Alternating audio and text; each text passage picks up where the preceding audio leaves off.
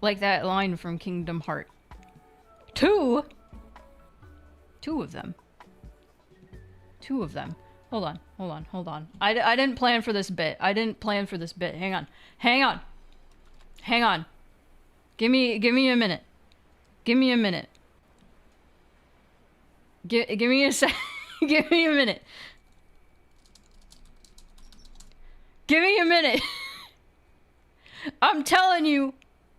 Just give me a second.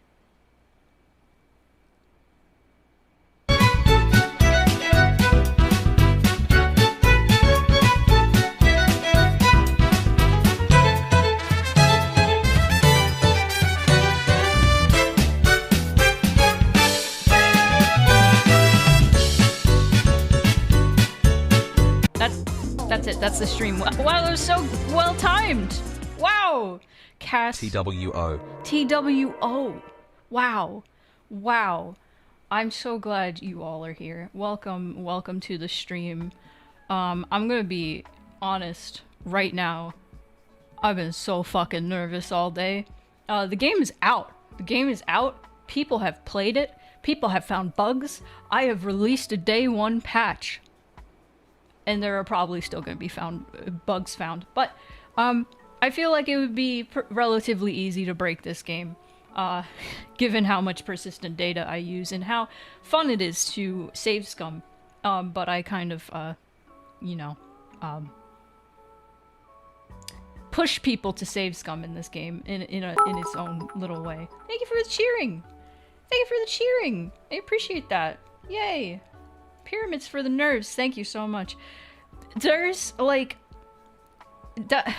that's how you know you're a real game dev in 2023. Day one patch, baby. It's true. Especially like people make jokes about like AAA studios having to release day one patches all the time. But here's the thing.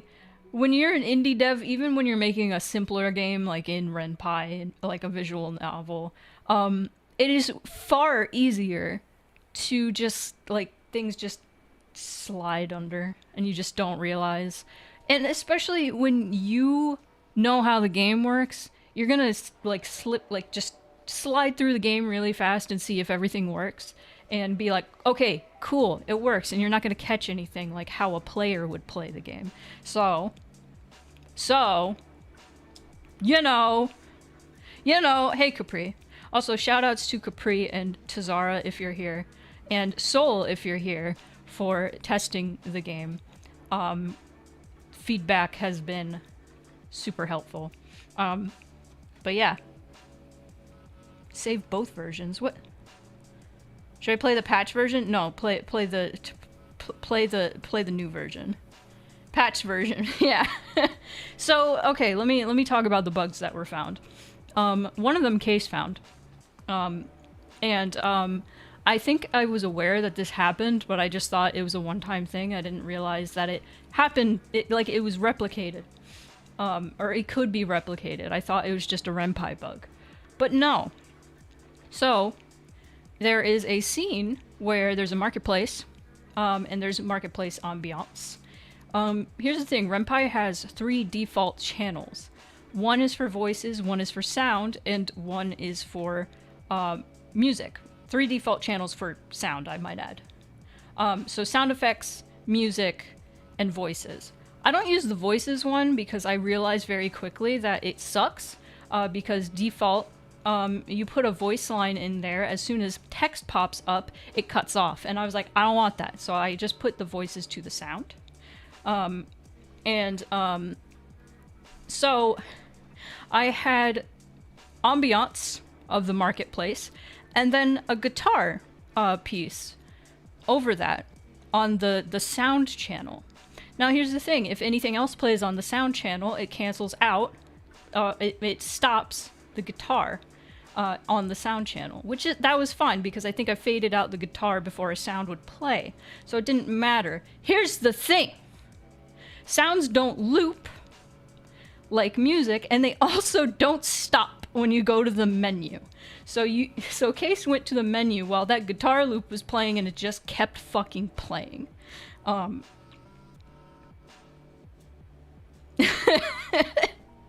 Okay, Apple found that as well. Case found that one. So that was silly. So I ended up figuring out how to add custom channels, and so I added another channel so I could put and it has the music presets, so I could have 2 music channels at the same time. So I figured that out, did that, and now it works. And now Zale doesn't continue to play guitar on the main menu. The other bug that was found was really fucking annoying and would take a lot to explain, so I might try to explain it as simply as possible. But the other bug that Apple ended up finding, and my testers actually found it too, and I thought I fixed it, but the other bug was, through a second playthrough, for some reason, choices were duplicating. So there would be 2 of the same choice. Now, it didn't break anything. Honestly, it was just a cosmetic thing. And I'm sorry I'm talking a mile a minute. This is what I do when I'm nervous. But the reason I think that started happening was because, well, there was a white text and a blue text switch, basically. And there were a few places, because whenever it would say white text true, I had to make sure that there was also a blue text false that said the opposite, and the vice versa. There were a few places I didn't do that. And I would just say blue text true. And so then it just had a blue text version and a white text version, and that was not intentional, and that is not what I wanted. It just looked sloppy. It looked bad. I'm sorry, I'm talking so much. Zale has been banned from main menu jam. And also, Cass, hello, and thank you for your 17 months. And also, thank you for being here. I'm so glad you're here. Cass, I have a question, because I have a few closet cosplays. Because I was going to show some art, some behind the scenes art, and some fan art, and some art that I've just done. And I still really love your closet cosplay of Kahira. Would you be okay if I shared that? And also, you had a little song you made for Mixed Feelings, and I never showed that on stream. I think I asked you before, but I still want to make sure that's okay to share. If you would rather me not, I would understand, but I can do that later if you are okay with that. But thank you for the 3 bits. Making a Renpai game myself, and I'm having flashbacks, guide. Yes! Okay, cool. Okay, I've been talking so fucking much. I was gonna start off with playing the game, but I also wanted the chat. I'm not gonna play the whole game. I'm gonna play, like, a quote-unquote bad end, and then whatever that bad end unlocks, I will play that. So I'll play a big, like, a pretty sizable chunk of the game, but there's so many secrets. And you can ask Apple. Apple found all the secrets, essentially, already. But they also played for a considerable amount of time, so congrats on the launch! Thank you for the 18 months, Proxy! The alerts are lagging a little bit. What the fuck? What the fuck? Yeah, Apple got the touch grass ending. I have a secret ending. If you get every ending, there are 5 of them. There are 5 of them, and 2 of them are secret. And one of them you can get on accident. There it is! There it is! There it is. Congrats on the launch. Thank you so much, the launch. But if you get all 5 endings, you get the touch grass ending. You get the go outside ending. Let's just call it the go outside ending. But yeah, there's a lot of secrets. There's a lot of trivia that I can share with you all. Theo, hello. I'm just really excited. It's like a combination of nervousness and excitement. This is going to be a pretty chill launch stream, admittedly, because I just wanted it to be chill. There's so much going on. Today has been an admittedly kind of stressful day. You know those days where, like, just one annoying thing happens after another, or mild inconvenience happens after another, to the point where it becomes like, like you get in your car to go do an errand, and then your car goes, you need an oil change soon, and then you're like, great. And then you go to your car and like one of the construction barricades has fallen on your car and it's like, cool! And it didn't do any damage, but it's like... I am so annoyed right now. But yeah, we're gonna chill. We're gonna chill this stream. I swear to you, we're gonna chill this stream. I actually didn't get water. Do you guys want to see the creepy chair? Do you guys want to see the creepy Yume Nikki chair? Because I'm gonna go get water. There you go. I hope you feel proud of your efforts today. I will be... Show the chair! Alright, I'll be right back. I'm just gonna get water real quick. Talk amongst yourselves. Talk among...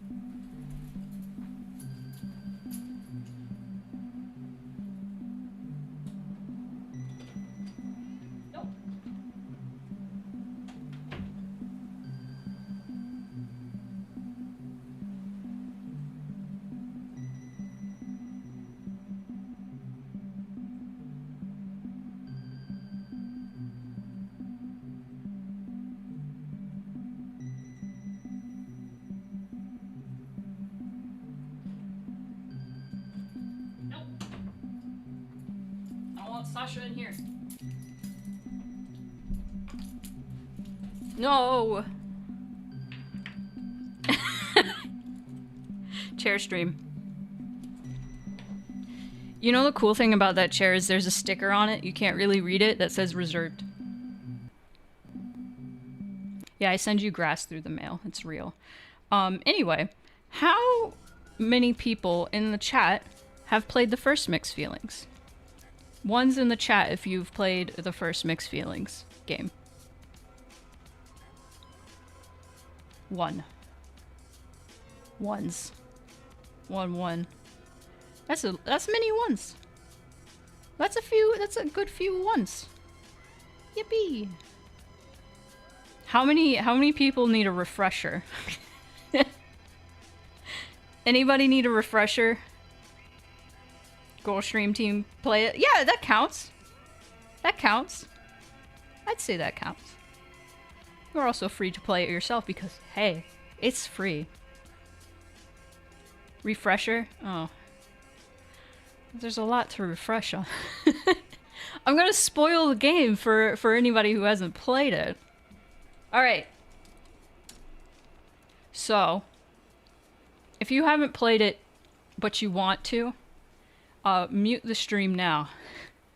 And then when I go angry mode, that means I am no longer talking about spoilers. Yes. So, I'm gonna do that. We're gonna do that. Alright. So mute me now if you don't want spoilers. Okay! Are we good? Are we good? Alright, cool. Mixed Feelings. The first game, start off as a, we're gonna call you Cap. Cap, protagonist. You're sailing down a river, and you stop at a coffee shop because you were led to this coffee shop because you heard this beautiful singing, and you meet Perry. Perry is a questing beast.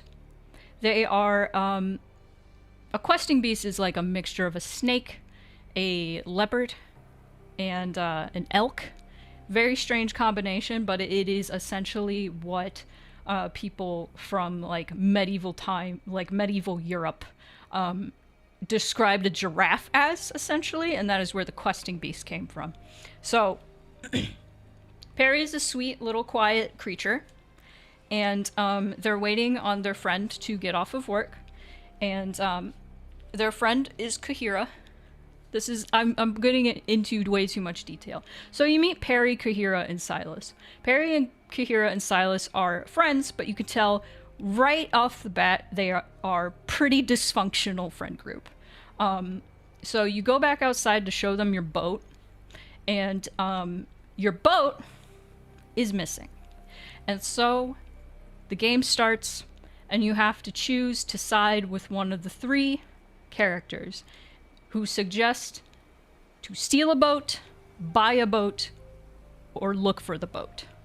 Now, each one corresponds with a different character, and so whatever paths you choose, or whatever choice you choose, the game kind of branches off, and you learn from each of these characters about their history with each other, and you learn different perspectives of this history. And there's quite a bit to it. There's a lot of drama. I won't get into it because that's why you should play the game. But it's interesting because like each character's like perspective is different, and you learn a different detail from that character's perspective, like that adds to the story, that adds to the drama. It gives you mixed feelings, if you will.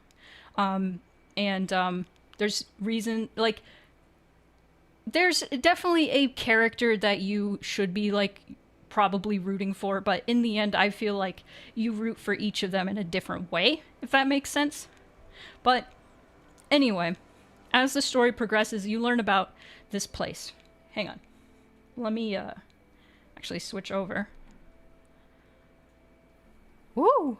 Okay, does that look good? Cool. You learn about this place called the Tower, which we see here, right here.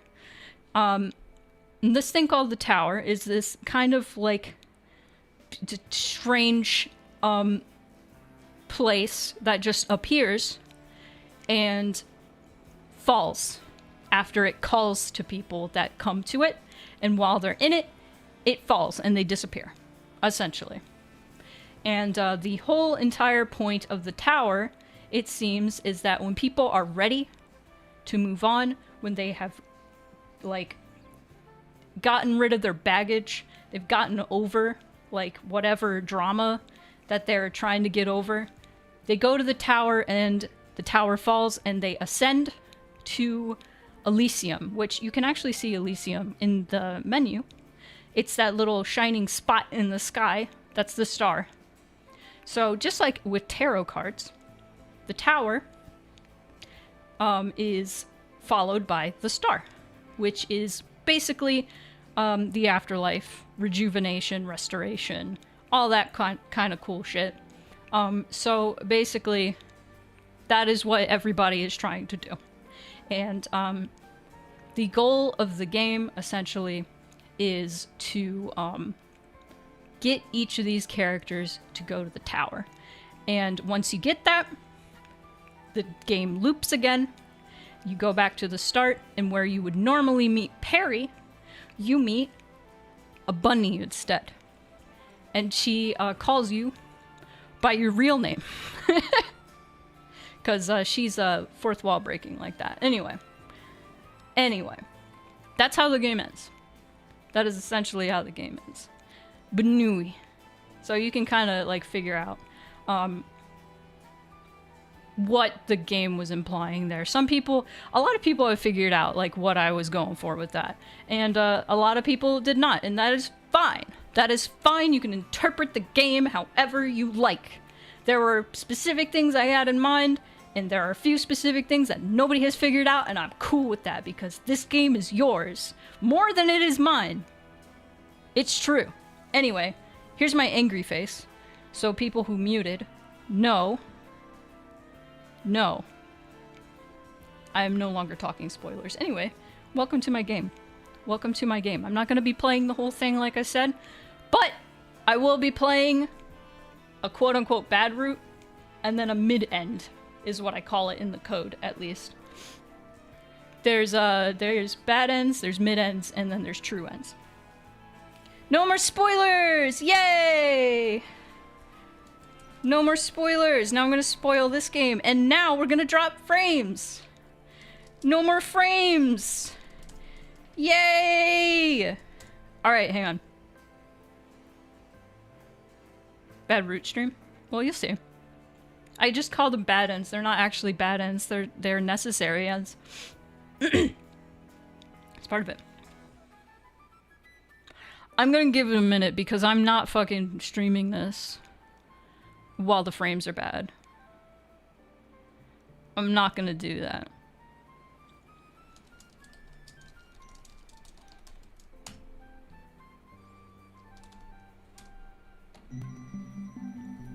BRB.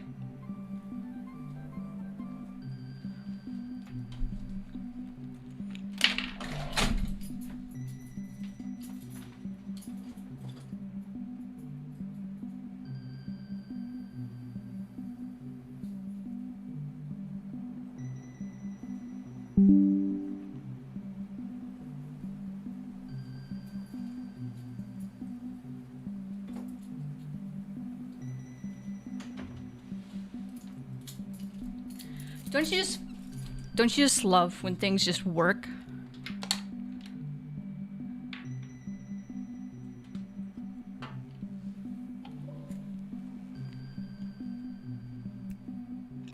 Give me a second.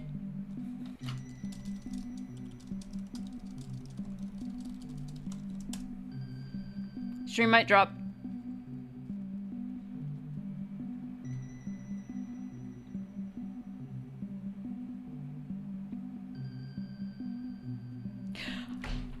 A fucking course! A fucking course this happens! Oh my god! Let me just yell a bit. Oh! Okay, I'm sorry. Let me scream a bit. Let me scream a bit. I'm so fucking angry, you guys.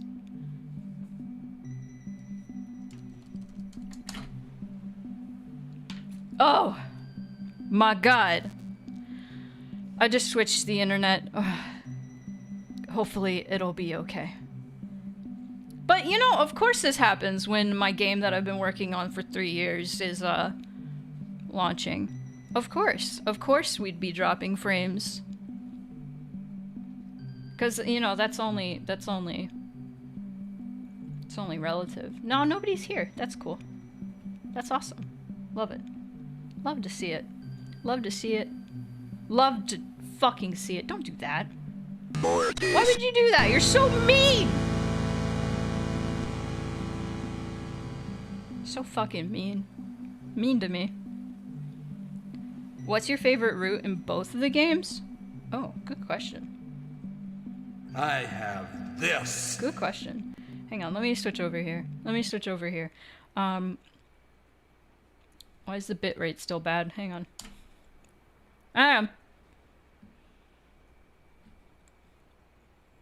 Give me a second. Bitrate better. Excellent. Stable. What's my favorite route in the first game? I'm back. I gotta think about that. God, that's hard. That's a hard one. Everybody's back. Yay! Oh my god. I don't know. The, cause there isn't like an actual, like, route. Hello. The internet dropped. Oh, no. And I had to switch to third. But it's working now. God. I can't think of my favorite route from the first game. And I think my favorite route is like Ezra's route in the second game. Honestly. Like just as a whole. I like Ezra's scenes the most. Personally. Like I think Dandy is my favorite, but Ezra's like scenes I think turned out the best. And I like them a lot. Then I like the reactions people have to them. But yes. In the first game, shoot. I don't know, I really like Perry's ending, personally. The bad ending, specifically. I like Perry's bad ending, but I am a sick freak. Gonna dip because I want to get into the game completely blind when I eventually get it. Congrats on release. Thank you so much. I can't wait for my next game that I'm gonna make. All I'm gonna say is it's gonna be full-on horror. That's really all I want to say. Maybe it's gonna be 3D, I don't know. Perry's bad end hit like a truck in a good way. Yes. Frickin' there's a part in Higurashi Chapter 1 where, Rena, however you say her name, Rena, thank you for the bits, by the way, the cheering,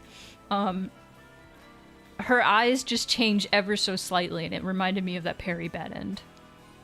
Thank you, Stream Elements, you're a little late! I too love the Perry drinks the thing ending. I was proud of that one. I think I like that one the most because that felt like horror to me, in its own weird way. But without further ado, I'm gonna make a fucking poll now that we're back online. New poll. who we starting with? Ezra, bunny, Zale, fish, dandy, lion. Yes, that is the intention of his name. It is horror, the awful realization. Yes, yes, yes! Alright, I'm gonna make this a 5-minute. Okay. Because you guys haven't met them yet, so we have to meet them first. That's the point. Alright, let me get the chat back up, and... music is paused. There we go.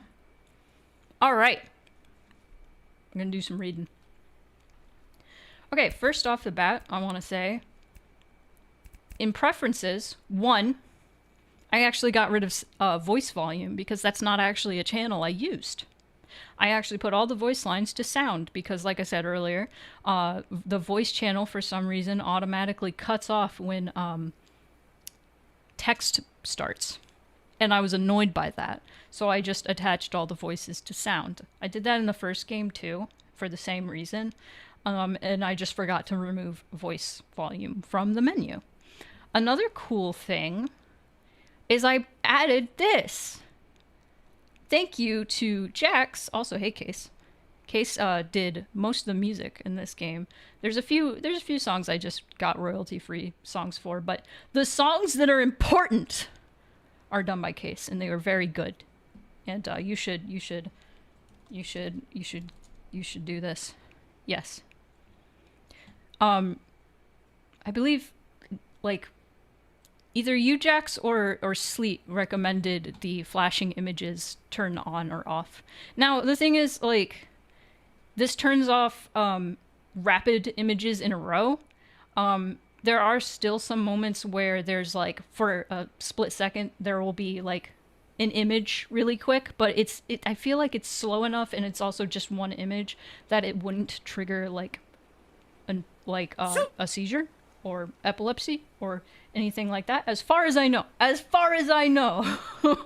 Now, if I'm incorrect in this assumption, then please, I will also, like, make sure those images aren't as sudden and aren't as quick. So I can fix that easily. Probably in 1.2. But I don't know if anybody has epilepsy, but if you do, I can turn these off at any time. Or at least reduce them. What is this? I actually don't know what that is. But another cool thing with the menu is it's daytime, and then if you load, it's nighttime. Also, hey Buzzy, and thanks for the soup. Cool. Okay, so that was what I needed to do right off the bat. I don't have anything in about. That's where I put the credits before, but then I was like, you know what, fuck it. I'm gonna put credits actually at the end of the game for both. Unknown technology. Thank you for the triangles. Okay, let's actually start.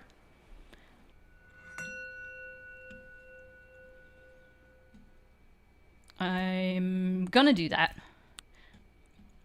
The game doesn't prompt you this unless you have an ending in your persistent data. It doesn't erase the endings from persistent data, but it erases everything else. And I'm not skipping the intro.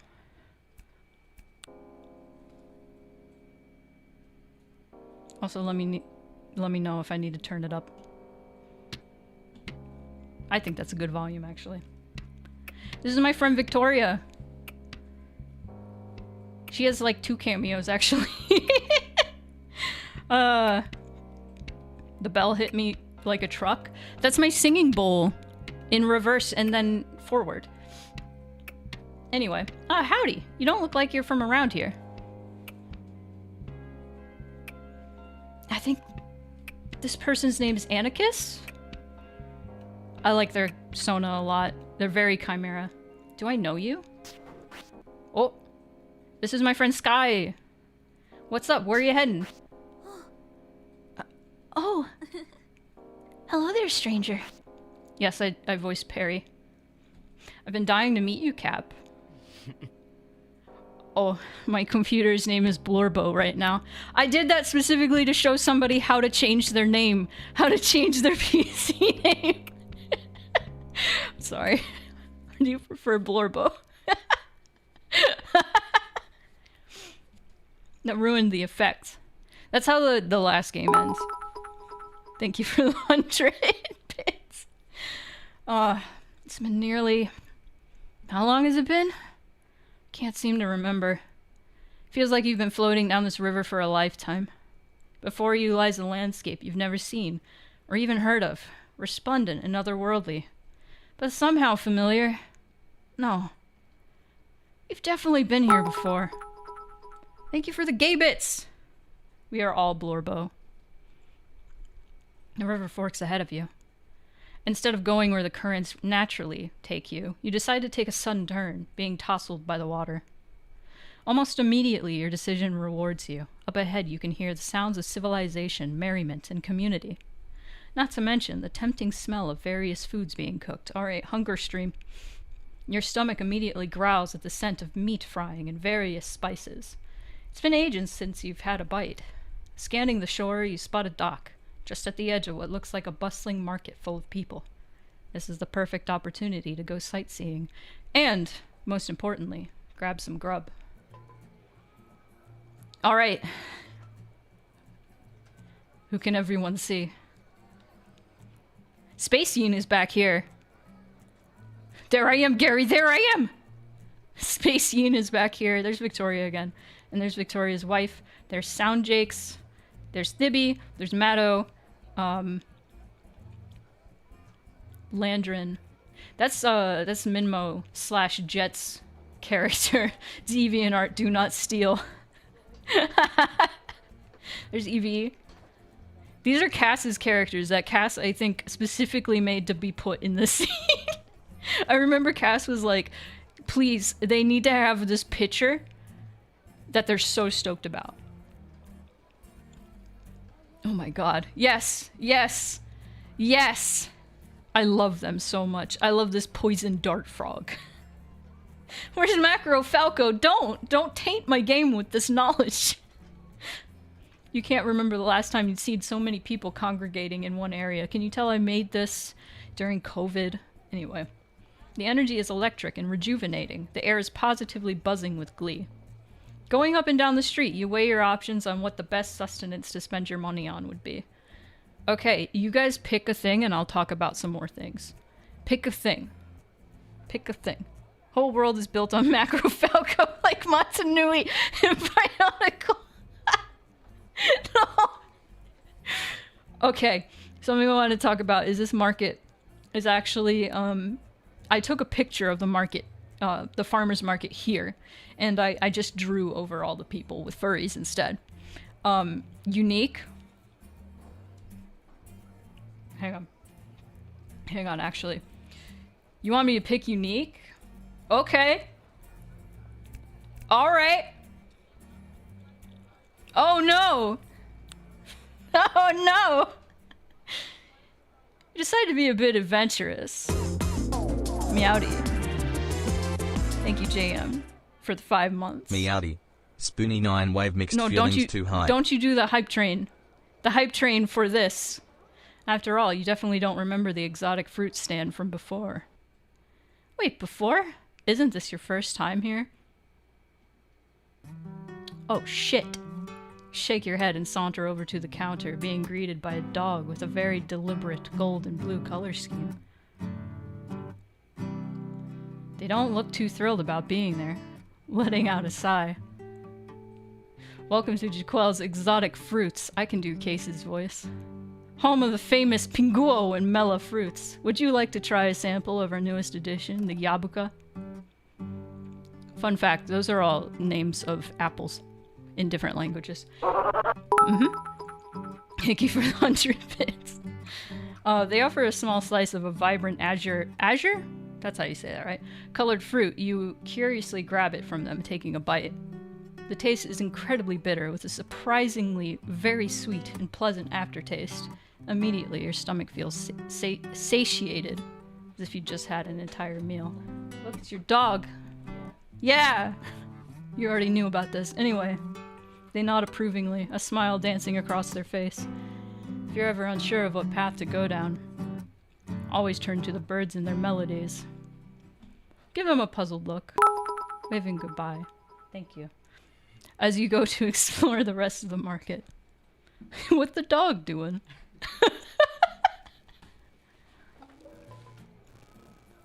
I like how my Silent Hill notification sound happened as that happened. Anyway, that might be a secret. You'll have to figure out how to unlock that. I'm kind of glad that happened during stream. Now you know that's there. You just don't know how to get to it. Anyway, now that you've had your sustenance, you don't see why you shouldn't scope out the rest of the market for any other goods. Decide to check out the... Did the poll win? Hang on. Ezra won. We're still gonna look at everybody. I'm gonna look at Ezra first.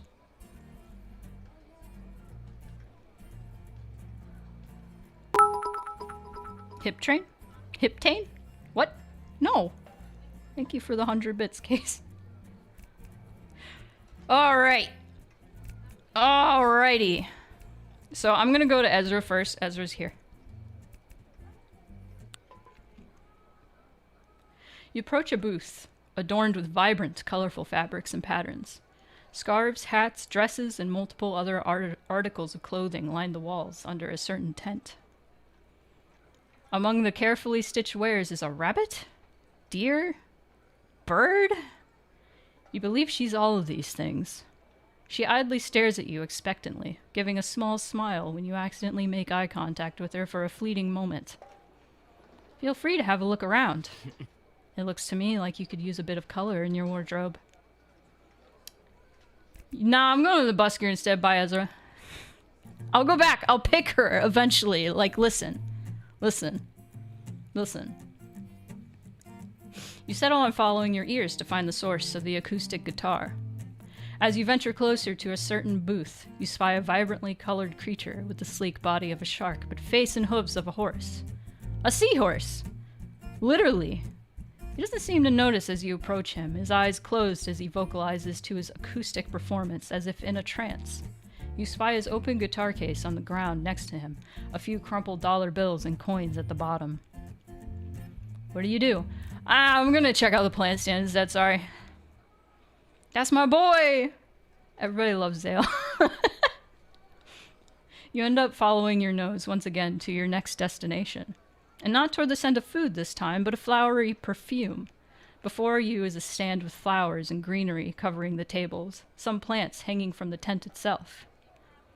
Most importantly, there appears, I was mixing appears and be, to be a very large, kind-looking beast standing in front of the booth, looking ready to serve anyone who approaches him. No, I'm gonna go to the clothing stand instead.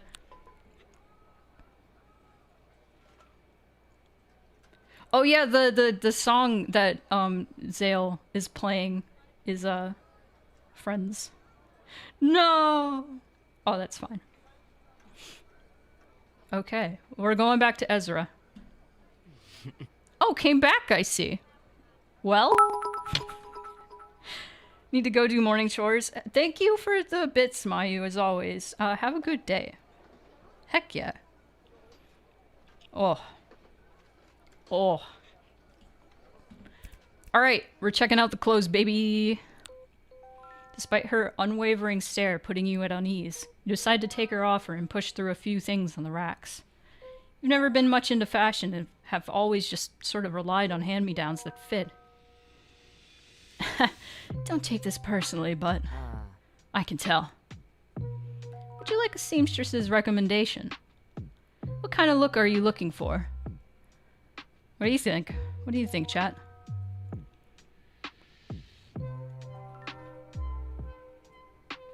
I love Ezra's song so much. Comfy? I'll do comfy. Comfy. The rabbit smiles wider and nods, her small body disappearing into the rack of clothing. Not long after, she emerges with a top and some accessories. So I decided on something with a cool color scheme with a nice flowy scarf to top it all off.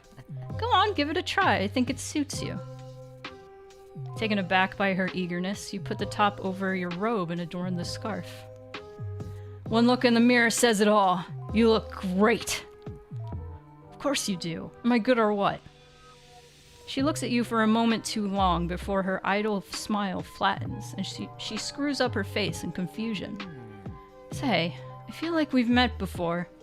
Where are you from? You pause for a moment, feeling like it's just at the tip of your tongue, but you can't quite get it out. Oh, I'm wondering, I don't know if we'll see, I don't know if we'll see Gus, but Gus is definitely in this game. We're gonna play a little bit. We're gonna play a little bit of the game. This song is in 10-tone temperament instead of 12-tone, so it's all microtonal. Yes, it's fucking awesome. Is that one of the... Yes, that is one of the tower chanters. It's Borgie and Soul. And then Zale and Ezra, and the main character. You don't remember where you're from. Come to think of it, you can't even remember your own name. Oh, that's easy, you're Blorbo. That's right, I am Blorbo. Wait, how would she know that? We must have met before. It just came to me naturally. Whether it was here or we've encountered each other in some sort of past life or perhaps a dream, I've definitely come across you before. You're quiet for a moment.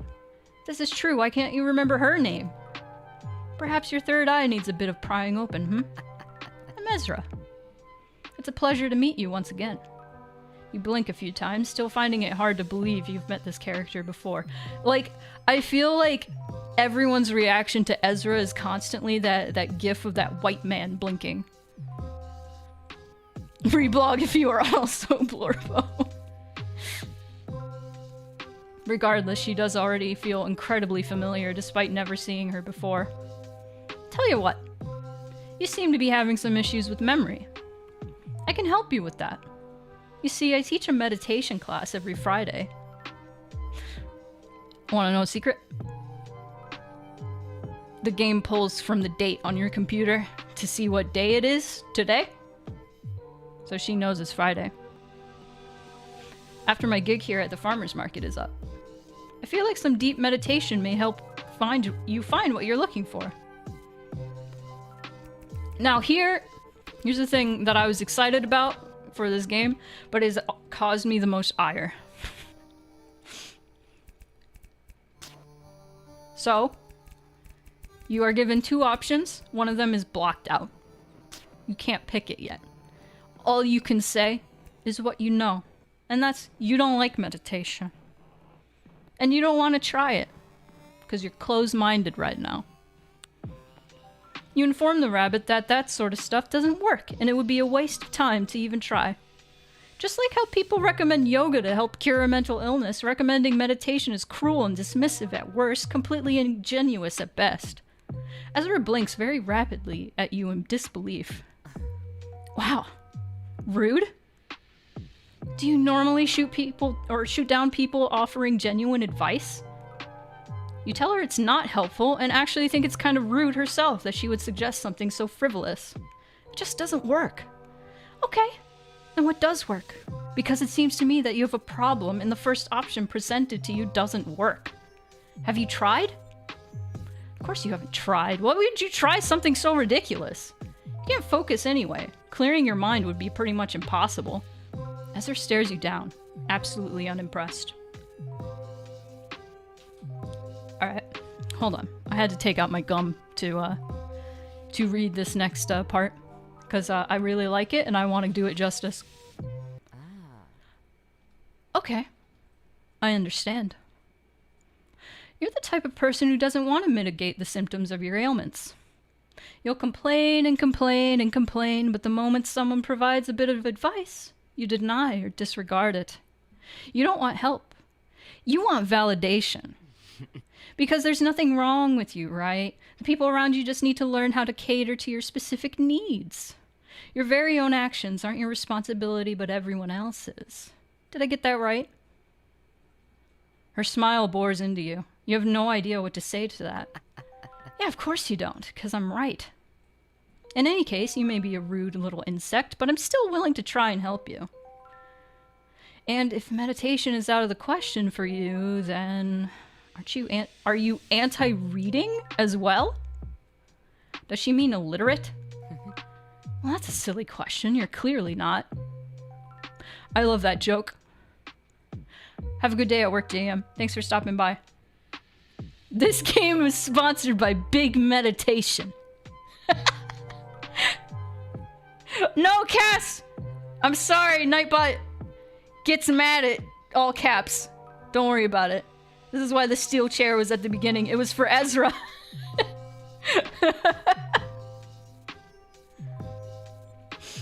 What I mean to say is, would you be opposed to visiting the bookstore? How would visiting a bookstore help get your memories back? Well, you see, bookstores have these clever things called books that have these amazing things called words. Alright, you didn't lose your memory that much. Sorry, I just wanted to make sure we're on the same page. You groan audibly. Books have a lot of different subjects. Maybe one of them might put more than air into that head of yours? You honestly don't understand why she would still want to help given the outburst she had earlier. Not to mention all the flippant insults. I don't understand either, but maybe I see a bit of someone I used to know in you and, well, foreshadowing. Let's go! What in tarnation is words? She zips off, abandoning her post at the clothing stand entirely. Didn't she have to pack up or something? Oh, it's the end of my shift. Someone will be around to sell clothes in my place here in a few minutes. I'm not worried. You shrug it off, following closely behind her. But not too close. Her tail is very big and drags along the ground. You wouldn't want to trip. Bogo! Yippee! Sorry. The rabbit hybrid leads you into downtown where you don't even walk that long before running into a quaint little bookstore. You pause for a moment, your eyes lingering on the marquee sign for karaoke. Hey, we didn't come here for karaoke. You'll have to do that with someone else. Now, if you've already done karaoke in a different route, she will comment and be like, look familiar or something? Mm-hmm. You shake your head, snapping out of it, and enter the bookstore with her. The bell rings as the two of you enter, and are greeted immediately by that new book smell. It's a comforting smell, and atmosphere in general. The speakers inside playing calming, jazzy cafe music. Okay. What section should we check out first? I'm gonna check them all out, baby! Games. Games! This is a bookstore, not a game corner. Try again. Philosophy. Philosophy, sure thing. I'm sure there's plenty of topics that could ring a bell. There's Nietzsche, Ralph Waldo Emerson, even Aristotle. Any you'd like to try out? Oh! On second thought, that all sounds pretty boring, and maybe they should try a different section. Oh, really? Which one? Bird watching! What kind of bookstore has a bird watching section? Don't really get out much, do you? Well, I guess our only choice. You forced my hand, game. As per usual, in heading to a bookstore, the manga section is calling your name. Ezra's usual placid smile falters at the mention of it. Well, I suppose if you were a weeb before you lost your memory, that would be a worthwhile place to look. Unfortunate for you to remember a quality like that, though. I'll stay behind in the philosophy section. Have fun with your picture books. The end is near bookstore. Yep. Case is right. Thank you for reminding me. It also says Moirai's books, and if you know what a Moirai is, congratulations. Anyway, she ducks behind the bookshelves as you head over to the comics and manga. Does she have something against manga? Yes. Yep. I stopped reading manga and watching anime when I was 20 and have no interest in it anymore. It's not really anything against it, that's just growing out of it. Oh, I also have plenty against it. I fucking love her, I'm sorry. She thumbs through a book titled Ashthorne's Articulation of Metaphysical Proofs. Who fucking... Somebody in chat named that book. I don't remember who it was, but thank you so much, whoever it was, because I forget who it fucking was, and I'm pissed about it. I'm not really a fan of cartoons that have entire genres specifically catering to pedophiles and creeps. Hey, they're not cartoons, it's anime. There's a difference. You're offended by the cartoon comment, but not the pedophile one? Well, if you can ignore that kind of stuff, there's plenty of good anime and manga out there. Ezra furrows her brow at you, her expression replaced with an incredibly grave one. I'm sorry, you're asking me to ignore themes of pedophilia? That's asking too much of me. The creepy things presented in anime are not something that should be ignored. Period. Because if we ignore those things, we're desensitizing ourselves and, ultimately, normalizing it. I'd rather continue to be appalled and offended by sexual harassment, incest, and pedophilia. Thank you. I forgot how much I love Ezra, and reading this scene out loud is making me so happy. Ezra's voice is not even at a whisper as she speaks openly about these things, and it causes you to look around, seeing if there are any workers in the store listening in. Look, I've had personal experience with the anime community enough to know that the stuff you say to ignore isn't ignored by a lot of those people. In fact, I've known people who live for that sort of thing. So I turned away a long time ago, and I don't enjoy looking back. You notice one of the workers craning their neck to see if they can listen in on what the two of you are talking about. You mentioned that maybe the middle of a bookstore isn't the best place to be talking about this sort of thing. Ah, progress. At least you're now, you're feeling shame for it. Wow, I read that line so good. What's her deal? Did something happen to her? I thought I made that clear when I said I've had personal experience with the anime community. I'd rather you not press me on it. So something did happen. Yes. Stop pressing me on it. Do what we came here for and look at some fucking books. I love her. This is so real. I've never been recommended an anime without the disclaimer. If you can get past the creepy fan service stuff with the teen character. Yeah! Yeah! The fact that she was smiling at you while saying that makes it 10 times more terrifying. You do as she says and start looking through books. After that conversation, you purposefully skip over the manga section. It just makes you feel dirty now, even if there's probably plenty manga that doesn't, go there. You instead wander by the religion section. You definitely wouldn't consider yourself religious, but there's something fascinating about this section. It's like peering into another world that you'll never be a part of. There's plenty of books like Knowing God, How to Find God, You and God. They're all more or less the same deal. But there's one book in particular that grabs your interest. Okay, let me tell you about some. For these book titles, I actually did look up, and also you guys can pick one. I'll take chat suggestions for whatever.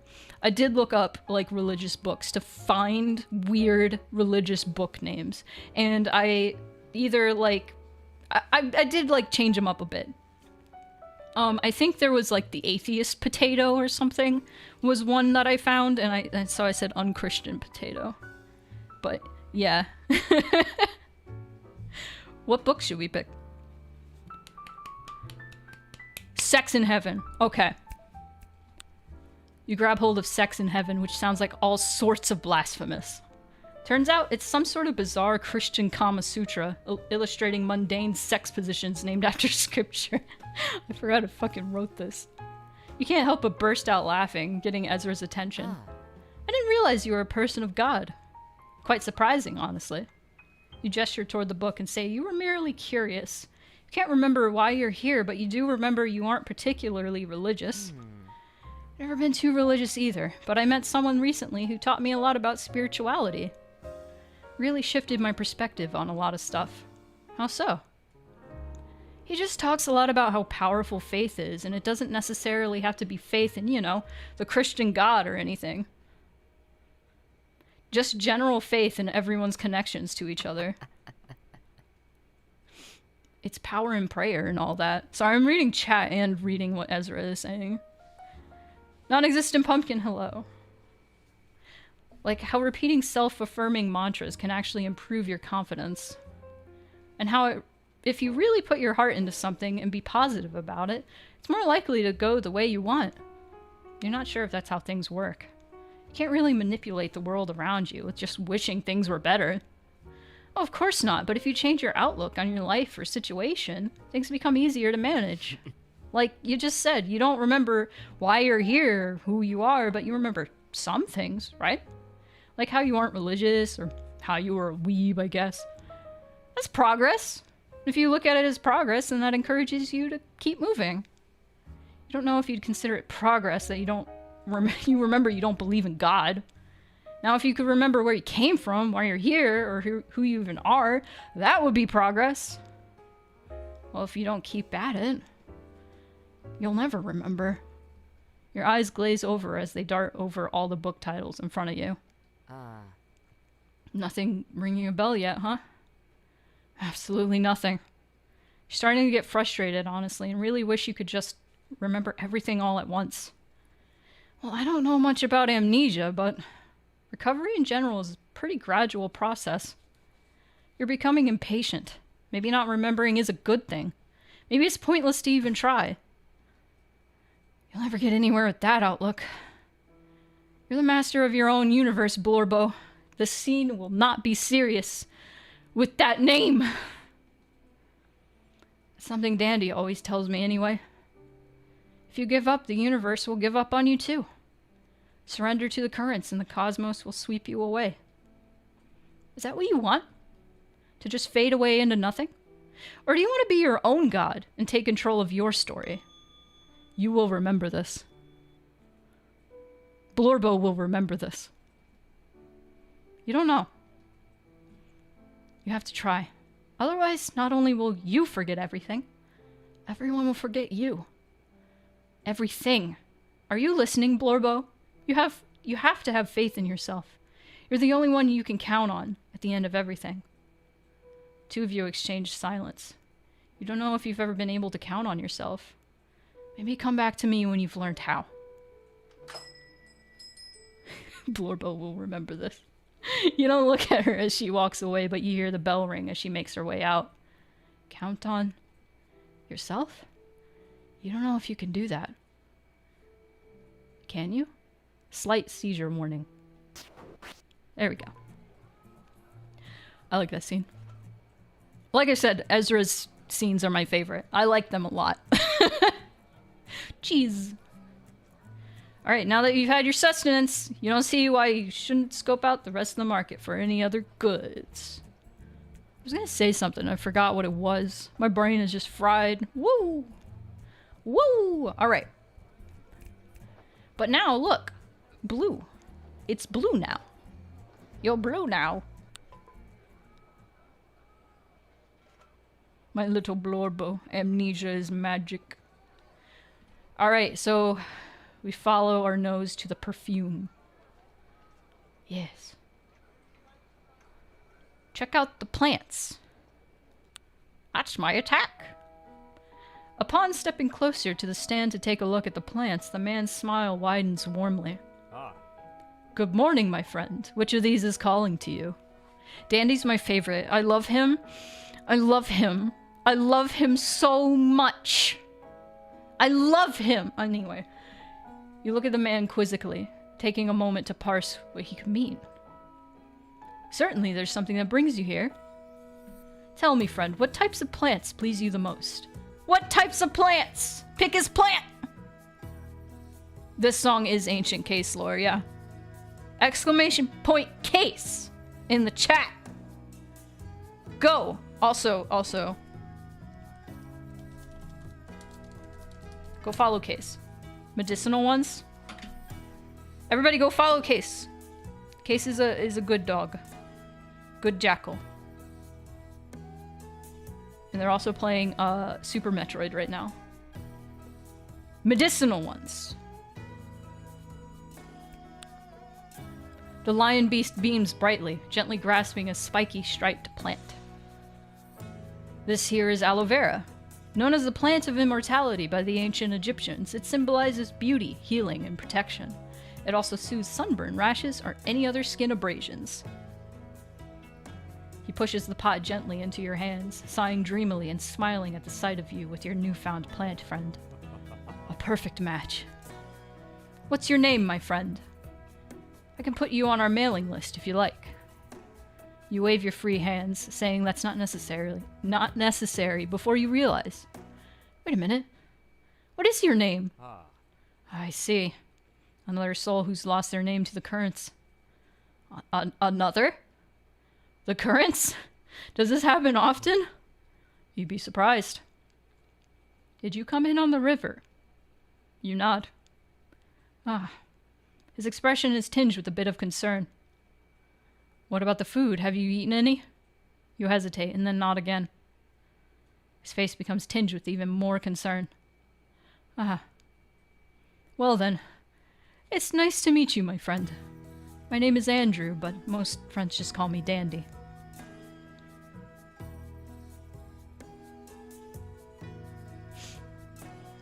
Case, for a second, I thought you were talking about this game, and I was like, are you having a hard time? And then I realized you were talking about Metroid. I am unsure how much I'll be able to help you, but I could try. He looks off wistfully, not with concern, but with a look of deep thought. Is he looking up at the sky, or just past your head? He directs his attention back to you. Tell me, my friend, do you believe in a higher power? Cosmic destiny? Fate?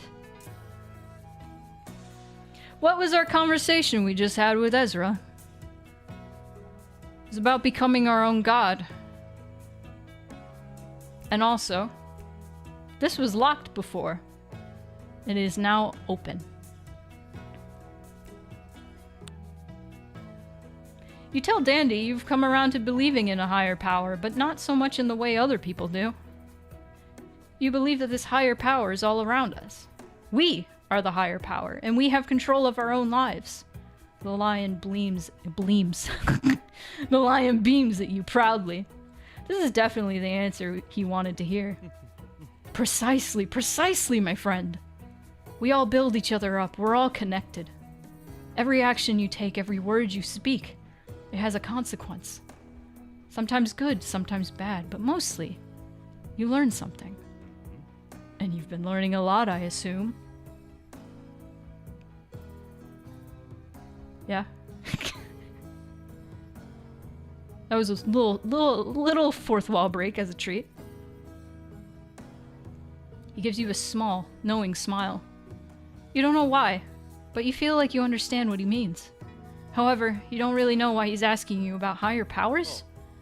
Oh, it's simple, really. I wanted to test your spirit. You're not sure what that means, but you guess you'll take it. Your memories may be a product of your mind, but they're a product of your spirit as well. Your heart, your mind, your spirit, they're all connected and working together. If you have all of them working properly again, then perhaps your memories will come back to you. Okay, now you're starting to follow. Tell you what, my friend. How about I bring you to Mount Tartarus? My home is inside, and I feel I can teach you a few things while we're here. I act surprised at my own writing all the time, I'm sorry. I have a bad memory, and I literally just played this game the other day. And reading it out loud is a different experience. My coworker is on their way to relieve me of my position anyhow. Is Queen Snarf here? Fuck! You nod in agreement. Honestly, wait, Queen Snarf doesn't appear in this route. Just the other one. Okay. It's because of the in-game memory wipe bleeding into my real life. Yeah. I mean, that's what happens every day is like, I go to sleep and there's like a message that pops up that's like, do you want to erase persistent data? And I say, yes. And then I don't remember anything. Honestly, the name Tartarus sounds familiar, and it might be smart to go to a place that sounds familiar. Wonderful. Simply wonderful. Follow me, then. We don't have far to go. Oh, I remember the thing I wanted to point out. So, the characters, you might notice, they either go from right to left or left to right when they are exiting or entering. That was 100% intentional. You may have noticed, or I'll just point it out, in the last route I just played, which ended somewhat abruptly, and Ezra kind of was shitty, called us the fuck out. That entire route, she went from right to left. Now, in cinema, when a character is marching into battle, essentially, when they are supposed to be winning, or you're supposed to be like rooting for them and you know things are going to go well, the characters will go from left to right because they're going to win the battle, or you're supposed to believe they're going to win the battle. Now, they go from right to left when it's supposed to make you feel more uneasy, or they're meant to be like going to their doom, essentially. The only things I can think of as an example of this are in Moana. At the end of Moana, my favorite fucking scene in that movie is when she is going to face Te Fiti, whatever the name of the fucking evil lava beast is called. She's going from right to left, and she wins, but they do that purposefully to make you feel uneasy, like she is being vulnerable in that moment. And another example I can think of is the last level in Klonoa. Most of the level you're going right to left, from what I remember. I remembered that from the last time I played. I noticed that, and I was like, damn, okay. Like in fighting games? Sure. The lava mommy. Possum, what is wrong with you tonight? You do as the large lion man says and follow him into town toward the center of Asphodel Meadows. Oh! Ah. You remember the name of the area. Bravo. It seems to already be working. You guess going toward Mount Tartarus was a good choice after all. Saw this experiment where they show this very dry scene of this guy walking home and then mirrored it, and people always saw the right to left version more negatively. Yep. And I wonder if that's different, like, depending on what direction people read in that culture, because I think that's like, I don't know, like fucking Klonoa is a Japanese game, and I don't know if they intentionally made the last level mostly right to left. I don't know. Anyway, that's the mountain with the big tree on top of it, right? Right. Has a few levels, the tops, the trunk, then the mountain and the roots. Precisely. People with more insect-like and sometimes reptilian features can be found residing deep in the mountain. The warmth is excellent for the cold-blooded. You approach the side of the mountain, seeing the roots of the tree atop it jutting from the ground, even this far below it. Before your eyes, Dandy seems to disappear below the earth, then you realize there's an opening in the mountain, leading down below, obscured by some of the roots. You follow him down into the depths, expecting to be met with a dark, eerie cave, but instead, you're greeted with a place you did not expect to see. This background in particular is based off of a dream that was so incredibly vivid to me that I had when I was like 13. And I needed to make it in this game, even if it was just for a moment, even if it was just for an eerie moment. You stare in awe for a moment, absolutely captured by the place's beauty. A wonderful sight, isn't it? Tartarus is not only beautiful, but important. There's a scorching heat trapped dormant within it. When the time comes, it rumbles alive, shaking the earth, and taking those within the tower with it. The tower? Sounds familiar. Come. The manticore leads you even deeper into the volcano. The place is already warm, but leading you down further. Things just get hotter and hotter. The steps start to feel like they're uneven, causing you to slip up every so often. Dandy seems unaffected by both the temperature and the wonky steps.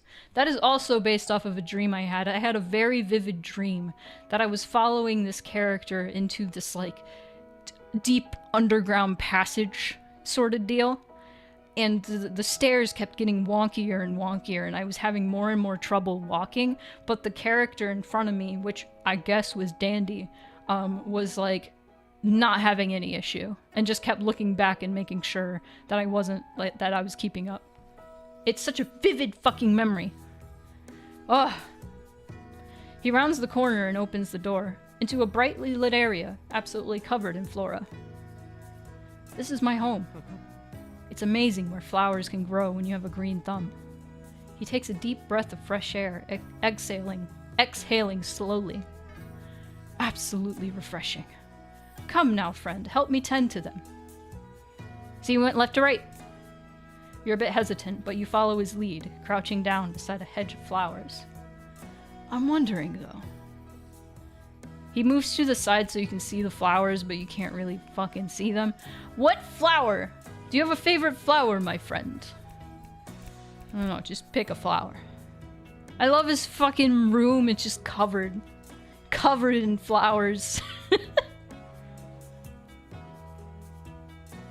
Dreams with your physical abilities getting wonky are always so trippy, right?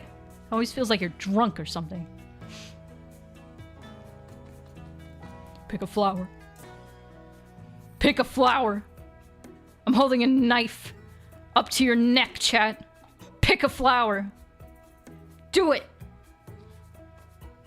Bird? Bird of paradise? Alright. He is shocked. Funny, I don't remember planting bird of paradise. In any case, it's a beautiful flower, I agree. It represents thoughtfulness, which makes it a great gift. You comment on how he really knows his stuff about plants. Did he go to school for this? He chuckles. I consider it far more just a special interest, I suppose. I have a deep fascination with plants and their connection to all the elements. The earth, the water, the air, the sun.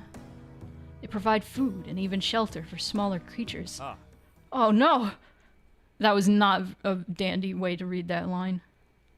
Worry tinges across his face when he notices a small plant in the corner, withered and dying. Oh, my dear friend. I thought she would make it. Never thought you'd see someone so sympathetic toward a dead plant, but dandy. He gently brings his paws to the plant, uprooting it. I think repotting her was too much of a shock. Poor thing. He cracks open a bin full of dirt and places the plant inside, using a small shovel to cover it in soil. And thus, she returns to the earth to provide nutrients to her siblings. He's really all about how everything is connected, isn't he? Oh, I have to be. Because truly everything is. The universe is vast, but also very, very small. He holds out a finger to a plant, letting a very small ladybug climb gently onto it. These little friends feed on the aphids that suck the sap from the plants. A sort of symbiotic relationship, if you will. The plants provide me with air to breathe, and I give them the air they breathe. This creature, it has no idea that I'm alive. It has no idea that I could clap my hand on top of it right now, ending its life. It has faith in me, not even knowing I exist. I'm just a surface for it to explore. And such is life for us. He offers his hand to you, holding out the ladybug. Would you like to hold it? You explain you're not a huge fan of bugs yourself, so you'd maybe rather not. Surprising to me, considering your resemblance to them. I just thought maybe you'd understand if you held it yourself. Can't pick it. Oh, I forgot I did that. The glitch for this one's really cool. It says not yet. This is what fear feels like. You reach your hand out a bit, but quickly draw it back, saying you don't think you're ready to face your fears. The lion chuckles, letting the ladybug crawl back onto a nearby leaf. I understand. I lied! The next scene coming up is my favorite. This was the next scene coming up was the first scene I wrote for this entire game, and I based the entire game around this. Maybe not the entire game. At least Dandy's whole personality on this next scene. Anyway, facing your fears is probably one of the most frightening things out there. But truly, it's the only way to get over what you need to do. His attention shifts to a clock on the wall, slightly obscured by vines. Oh goodness! I almost forgot I promised Ezra we'd go stargazing tonight. Oh, would you care to join, my friend? You don't see why not. You're not doing anything else tonight. Where were you planning on stargazing? We were going to meet at her house, which is all the way up at the tops. But thankfully, we can fly. I'd use the elevator, but it always takes too long. Let's get a move on. You follow the manticore out of the room and back out to the base of the mountain. He holds out his arms to you. I know you have wings yourself, but I can also carry you. My wings are a bit bigger and stronger after all. You blush a little bit, agreeing and letting the large lion man pick you up, bridal style. Awesome! He's incredibly warm. Okay, up we go. His large leathery wings spread and he hops up, ascending into the sky at amazing speed. The mountain flies past in the trunk of the tree, and before you know it, you've reached the branches of the tree. Dandy lands gently, setting you down on the wooden bridge below you. Here's another feature of this game. Alternate outfits. Look at her. Look at her. Look at her. Anyway. I thought you'd be fashionably late. Ezra, my apologies. I was caught up telling my new friend here about the cycles of the universe. Oh. As you do. It's nice to see you again, Blorbo. Blorbo. Is that really their name? It's a name that I remember. Is there a name you'd prefer to go by then? What is our name? Wait. I'll just put my name. Oh, goodness, that's right. Spoony. I swear that sounds familiar. Yippee! No! I should have... Germa 985. Oh. You blink, unsure if you've actually met her before, but you can't help but feel like she's familiar. And there's no denying that's your name. Well, there you have it. Your memory is restoring even more. Still having problems with that, then? Ah, well, at least it's being jostled a bit. Come on, I'll meet you both on the roof. She does a fantastic leap, guided by her tiny wings, up onto the roof of her cabin, waving with a hand for the two of you to follow. Dandy merely beats his wings once, and that's enough for him to reach the roof and land gently next to Ezra. You quickly follow suit, your own insect-like wings buzzing behind you to lead you up. You plop yourself beside the two of them, and they both lay back, stretching out on the roof and looking up at the stars. You hesitate for a moment, then lay down as well, exhaling slightly at the wondrous sight. Alright, here's my favorite scene in the fucking game. Get ready. Get ready. It's almost overwhelming. Beautiful, isn't it? You definitely agree. You don't think you've seen so many stars. Elysium is especially bright tonight. The rabbit points out the brightest star in the sky. The image burns into your retinas. That's it. That's where you were going, isn't it? Dandy and Ezra are silent in response. Do you remember what Elysium is, Spoony? Yes. It's where you go when you're ready to move on. When you're ready for your new life. That's what this is, isn't it? You got it. But you're not quite ready yet, my friend. And why not? What's stopping you from just flying up there and going there right now? It's not that simple, Blorbo. Oh, I'm sorry. Spoony. That's a reference to the first game. Let's just enjoy the stars for now. Savor the moment. The best things in life come slow. And instant gratification isn't always the best way to go about things. You sigh, shrugging. You suppose they're both right. You look deeper into the wide open sky, gossamers of stars stretched across it. It's infinite and daunting. It feels like it could swallow you up at any moment. You turn your head to Dandy, a warm, knowing smile playing across his face. He's so big and powerful, but does he ever feel small, looking up at the sky? Absolutely. The vastness of the universe is a sublimely humbling thing, though. Not humbling to the fact where I feel insignificant, if that's what you mean by small. Again and again, I'm reminded of the beauty of the earth, the sky, the cosmos, existence. Whenever I see it, I do feel small, but I feel grateful to be a part of it. It's still an important piece of it all. Not exactly like a cog in a machine, but when you see all the stars in the sky together, It's beautiful. It's important. I'm important. You're important. Ezra's important. We're all part of it. We all affect each other. We're all stars in the sky, giants burning bright in a twinkling symphony. We all shine together. We all burn out when the time comes. There's a lingering silence punctuated by the sounds of the crickets chirping. We should make our moments count. We should. Yep, that was the most important scene to me, and that's the music I wanted for it.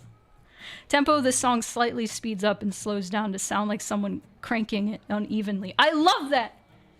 I love that! It's like the imperfect symphony of the stars. Oh! I had to, like, keep myself from getting choked up reading that.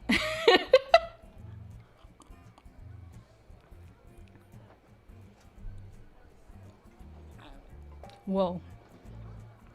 Anyway, that's all I'm going to show you guys of my game, because you should play it. It's $5. And I'm glad we got to see my favorite scene. I want to try one thing, because it broke. I'm going to try one thing. Hopefully it doesn't break. It shouldn't, because I fixed it earlier. And going back to Ezra.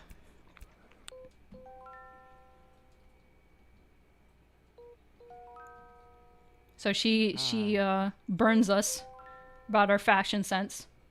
Wait a minute, you're pretty sure you remembered hearing that before. Sounds like somebody should be utilizing their skip button more often, It also doesn't hurt to save at important decisions. Like this one coming up. It works! Yay! Okay, just for fun, one more outfit. Guys, pick one more outfit, and then I'm gonna show some art. Or actually, I'm gonna answer questions first, and then maybe show some art. What do you guys think? What do you guys think? What's out? Give me an outfit. Stylish, yes! Oh! She emerges with a top and some accessories. So I decided on something with a muted color scheme with a nice pair of sunglasses to top it all off. Go on, give it a try. I think it suits you. Put it on. Oh. Fucking stylish. I remember when Girl Stream Team played this, they were like, we gave the main character a dysphoria outfit. Something like that, and I was like, yeah! Anyway, that is game. Go play it. Go play it. And if you haven't played the first one yet, go play the first one. And then, like, the second one wraps up the story. Anyway, I'm gonna go over here. And I'm gonna close this. And I'm gonna switch to just chatting and play some music. Start some music. And also, if anybody ever has like questions in the chat, you can highlight your message, and I will try to read it. I will try not to miss it. But some people sent me some messages on Curious Cat, and I'm gonna check them out. Only a few. So if anybody does have any more messages, I will check them out.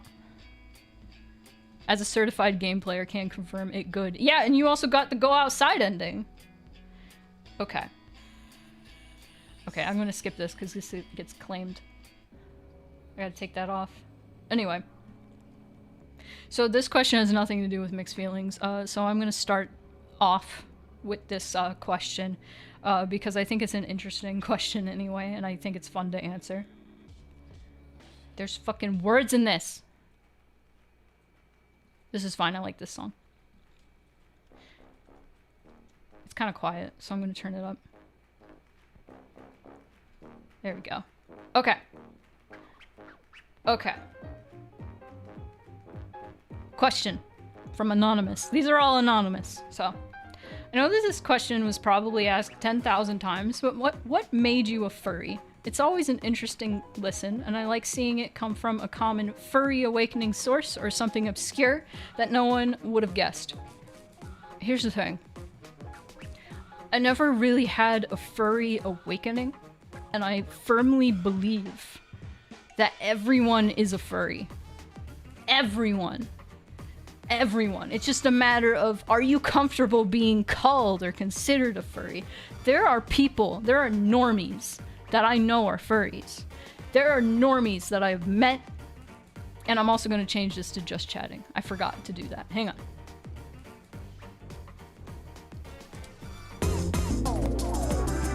Z!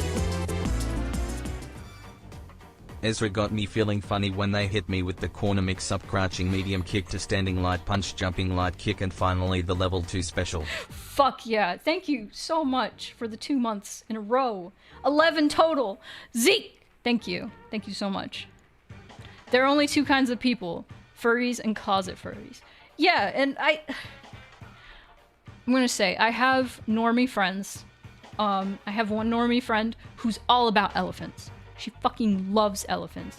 And, like, you get her, like, you show her a video of an elephant, she loves it. She gets all giddy. And you give her, like, a plushie of an elephant or something with an elephant on it. She's like, yes! Yes! Awesome! And then I have another friend who's the same way with turtles. She fucking loves turtles. And I have another friend who is the same way about squirrels. She sees a squirrel and she's like, look at the squirrel! Look at the squirrel! They're all furries in their heart. Everyone has a few animal features they like better than human ones. Like, think about your ears. Can you really say you wouldn't like some nice cat ears or lop ears? Yes, exactly. Exactly. Like, there's so much to, like, being a furry. There's so much.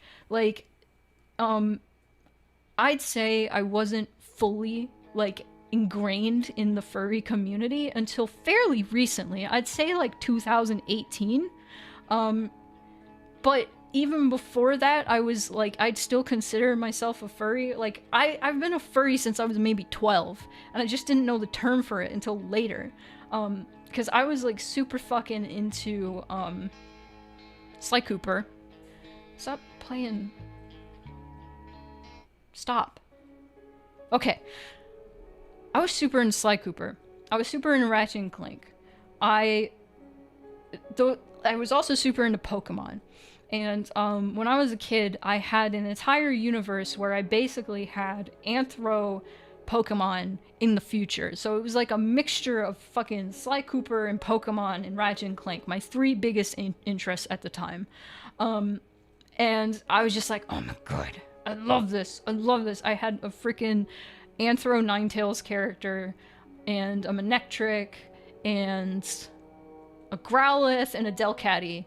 Like, I had so many Anthro, like, characters, even before I knew what Anthro or furry meant. Drunken Possum, you read me like a book. I was into zoo books, and I did have the tiger poster. I will have you know. I am based and tiger poster pilled. My furry death sentence as a kid is sounding very similar to mine. Minus the Pokemon Anthroland. Oh, I was also really into Klonoa. I think I mentioned that before, but I didn't actually like get super into Klonoa until I was 14 and actually played the full thing. But yeah, I was super into Klonoa. I was super into Crash Bandicoot too. Just not... And also Spyro. I was so into Spyro. My first furry crush was Hunter from Spyro. He... Hang on. We need to get a picture up of Hunter from Spyro real quick. Hold on. Hang on. Let me pop out chat again. Get back here. Alright. We need... Oh, man. Hang on. What is this gonna show? There we go. I want to make this smaller. Please. Look at this man. He's so beautiful. Alright, I'm done. Okay, I haven't answered this question that has nothing to do with my game yet. So... Oh my god. Mixpazitron, no! Listen. I loved Hunter so much. It wasn't how he looked, it was how he talked to me. And he didn't even have like a sexy voice or anything. He just was very patronizing to me. And I was like, oh my god, he's so funny. And I loved him.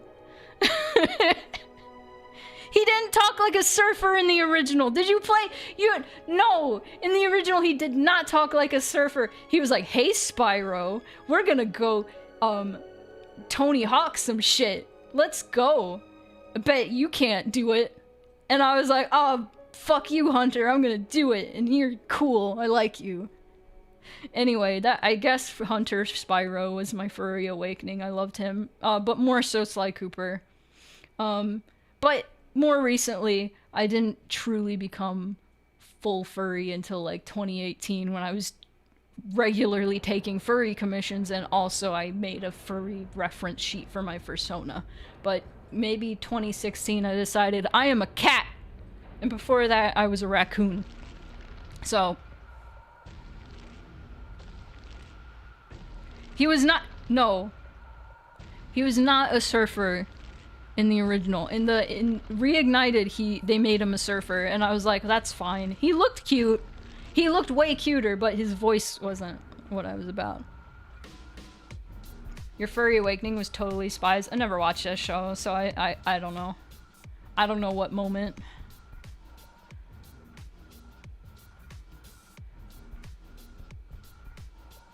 You started commissioning me not long after I went full furry mode. You are correct. You are correct.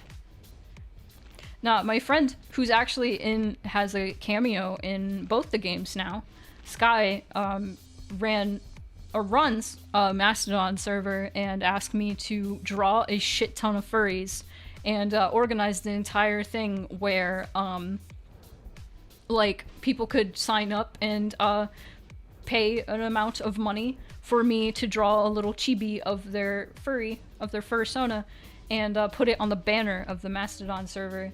And I drew a lot of furries and met a lot of furries and still am friends with a lot of furries that I drew from that.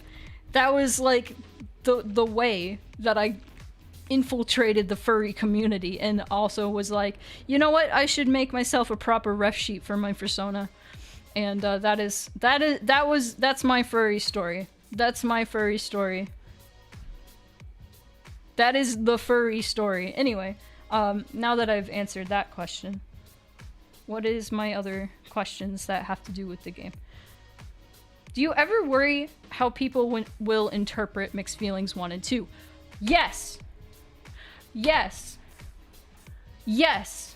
All the time. All the fucking time. I'm always so afraid that people will misinterpret the story or read too much into things or not read things properly, or they will get offended.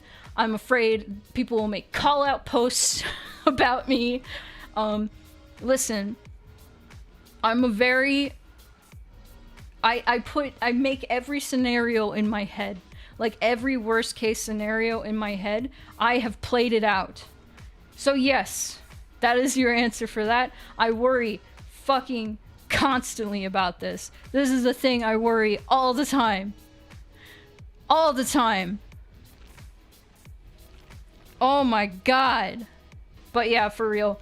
Thankfully, I don't think, like, anybody, as far as I know, has, like, really misinterpreted the story, at least of the first game.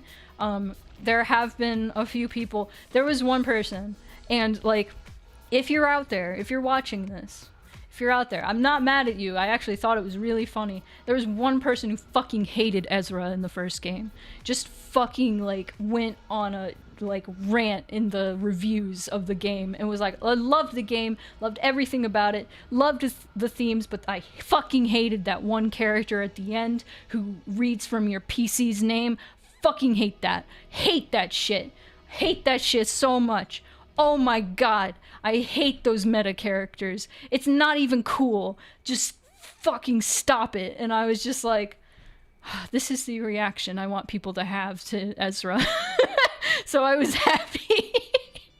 Honestly, that was such a flattering like review to read. I was like, fuck yes. I either want Ezra to be like that, like the reaction to Ezra to be that, like fucking hate her or afraid of her, or you just love her so much.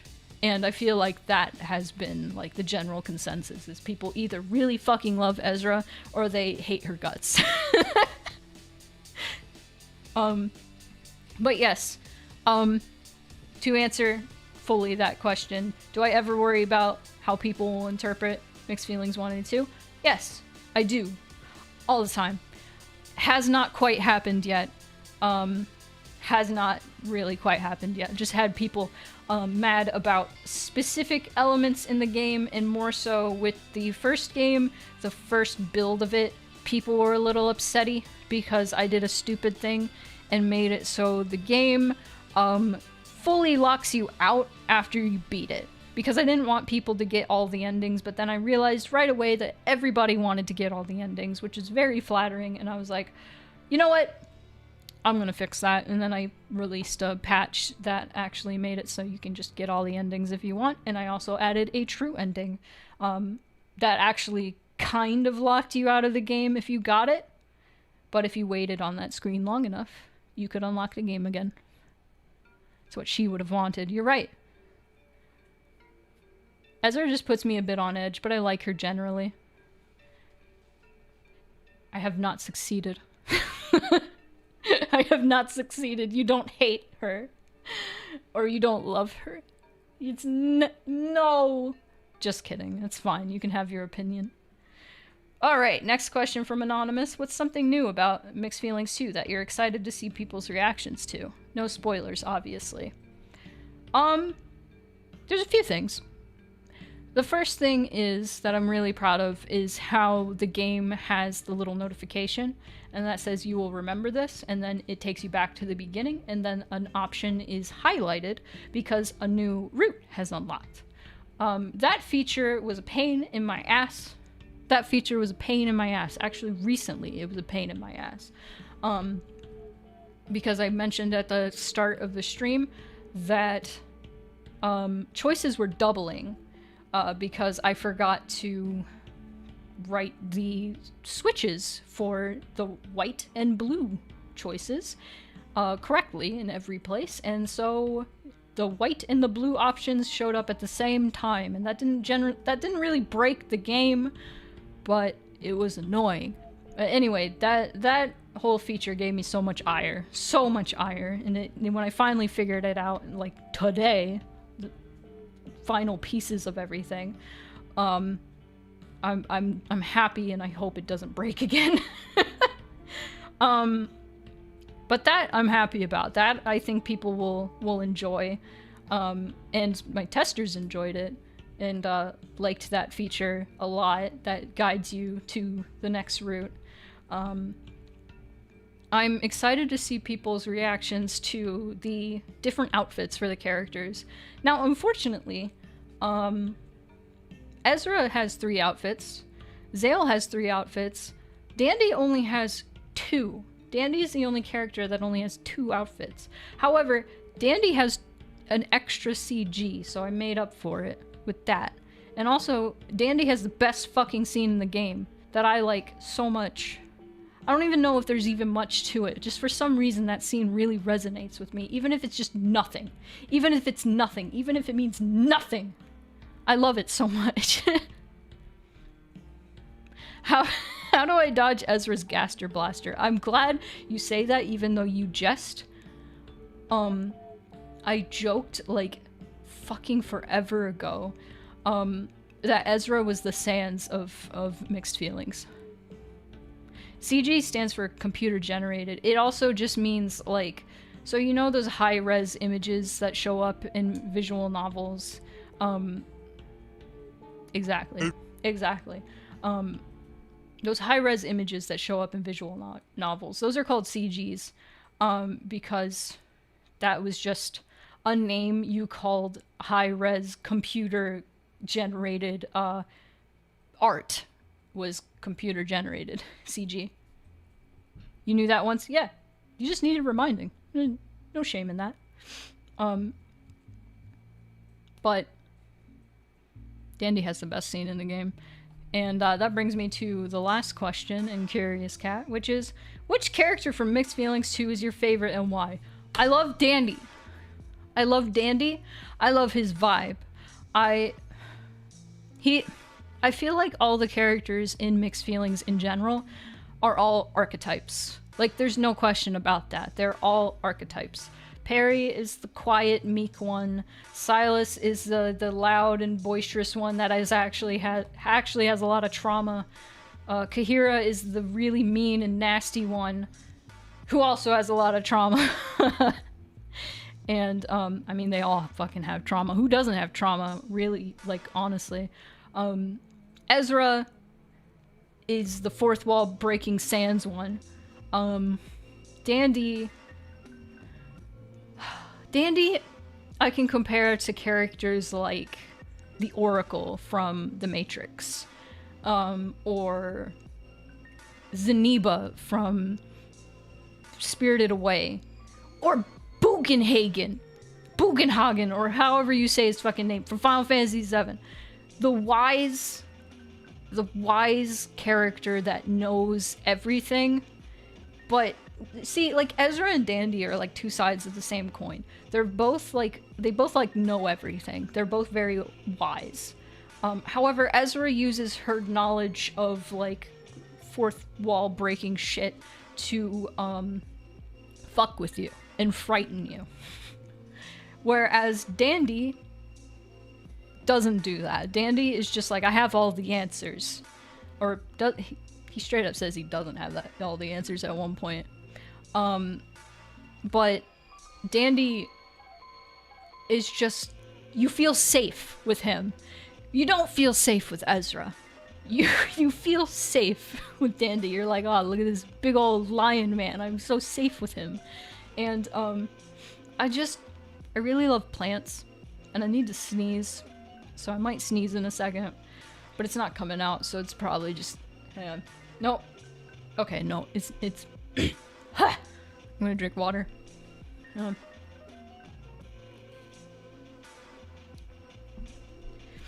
I like Dandy. I like his whole... He just feels like New Age. Just New Age Christianity. He's all about the universe. He's all about how everything's connected. And he says everything in such an endearing way. Like, you don't, it's not like eye-rollingly like, oh god, this wacko, you know? Fucking stop! Oh, has anyone pointed out that Dandy is close to Daddy? Zoro, no! Also, yes. Yes. In fact, Dandy has been called, Plant Daddy. So, you know, he's the cool youth group pastor. Sorta, yeah. See, like, I don't know, I've known a lot of people who've had bad experiences, myself included, with, super religious people. I grew up in the South, so obviously I've had a lot of, like, bad run-ins with, like, super religious people. However, I grew up in a household that was pretty religious, pretty Christian. However, the focus was more on the spirituality rather than the God and the Jesus. It was more about, we have to be kind to each other because we all affect each other, you know? And so I feel like a lot of my own, like, upbringing is, like, projected onto Dandy. Fucking, my grandpa is a minister. So I feel like some of that has, like, kind of seeped into Dandy. So he's, like, kind of this weird, like, part of me. I wouldn't say he's nothing like me, because he is a lot like me, because he fucking loves plants, and I have so many plants. I love plants so much. I love plants. My dad is definitely Christian, but his entire thing is helping the less fortunate. Yeah, that's awesome. The one youth pastor who's like, gay people are okay. Yeah. You mean like in a paternal figure? Okay, Zoro. Okay, I'll take that. I'll take it. If there was a character you can suplex, who would it be? Kahira from the first game would suplex the shit out of her. And also Perry. Fuck Perry. Also, Kahira would probably kill me if I suplexed her. Mobile soup kitchen? Fucking awesome. Fucking awesome. I know we're gonna get soups for that, but... that rules. Honestly. Man. I love when, like, religious people or, like, Christians in general are actually, like, out there doing good shit. Yeah. Like the Christian way. Love that shit. Okay. Anybody in chat have any questions? Any questions before I move on? Oh, cool. Himble. Which Mixed Feelings character of note would make a squeaky toy sound if you grab them by the throat? Perry. But what about Mixed Feelings 2? Zale. We didn't get to know Zale a lot this stream, but that'll be for another time, maybe. Maybe someday I will play through the whole game and give dev commentary the entire time. Perry has that long neck where you can put like a long squeaker. Just bleep. Which Mixed Feelings character got that How to Draw Dragons book from the Scholastic Book Fair? Mixed Feelings 2, Ezra. Mixed Feelings 1, Kahira. Kahira was the one who draws. What was the hardest part of developing both of these games? The first one, I knew not a goddamn thing about coding, and I had to learn. The first game took me way less time, but I think you can blame a lot of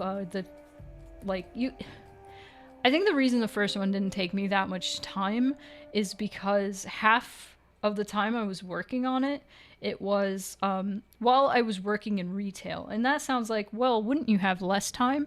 But actually, and also do not be afraid if you're like, oh no, you're already answering the question, just give me more questions. It's fine, I will get to them. Oh fuck, ADHD. Okay, I was working in retail. And because all of my energy in retail was going toward retail and something that I didn't really care about, I had more energy left over to work on my game. So I was able to support myself with my retail job, and then I had all this creative energy that I could let out on days that I was free. And so that was why that game took me a year in comparison to this game, which took me 3 years. A lot of that was because like stuff kept coming up and I had to drop the project and then pick it back up later. And a lot of problem with that is that the coding in this game was a little bit more complicated, and I had like something I was doing, and then I would drop it for a few months and then come back and be like, what the fuck was I doing? And then undo everything that I was doing and then realize, oh, I was doing that because of this. Then I have to redo it again. So that's why it took me so long. I feel like it's been mostly done for quite a while now, but just a lot of it was like, because my main job is now art, so much of my energy, my creative energy reserves go toward commissions and other art stuff, and then I don't have energy left over to work on Mixed Feelings 2. And that's why it took me so long to work on this. But I'm so fucking glad. I was so scared. Guys, let me be real. I was so scared I was going to release this game and nobody was going to fucking care. But let me tell you, I haven't been able to say this yet. The donation bar is gone for a reason. we reached the goal. I'm pointing up, but you can't see my arm. We reached the goal for Parappa, so I gotta figure out when to fucking play Parappa. Maybe no Alan Wake on Sunday. Maybe Parappa instead. No, I want to do something special for Parappa, so maybe for Nostalgia November we can break into Parappa marathon for that, and then we can start Nostalgia November with Parappa. But we reached that because that's how many people are buying the fucking game. We reached that goal with the money raised from the game. So I'm losing my mind right now. That's fucking awesome. And we're gonna play Parappa. And I love it. Yippee! So, like, I was seriously so afraid because it's been so long. It's taken me so long to finish this game. I thought people would lose interest or not be interested in doing 2 games. But so many people have, like, put off playing the first game because they wanted to play the first, then the second game. And I'm just like, that blows my fucking mind. I can't believe you guys are so excited about this fucking game. God damn. God damn. But, second game. The first game, the hardest thing, the hardest part of developing was learning code from the very beginning, because I didn't know shit about code. I had to teach myself, and that was hard. That was a hard hurdle. And then by the second game, I knew how to code in RenPy, but I wanted to do more. I wanted to do more, so I did more. And the hardest part was definitely getting the choices highlighting worked, because here's the thing. Here's the fucking thing about that. And I actually I had to fix this today. So, for example, that scene we played with the stargazing. When that little "you will remember this" happens, right after that, it unlocks a route. And you may have noticed after I finished that, it did say "you will remember this," but none of the things were highlighted. That is because the route that unlocked required for a route before that to be unlocked. And we didn't play that one yet. So the game has to look for if you played that yet, and if you haven't, it doesn't highlight it. Because it would really suck if it was highlighted, you go to it, and then the choice you need to pick to get to the highlighted one is grayed out, and you can't even fucking pick it. So I had to do that, and you don't understand how much universe brain it took to actually get there.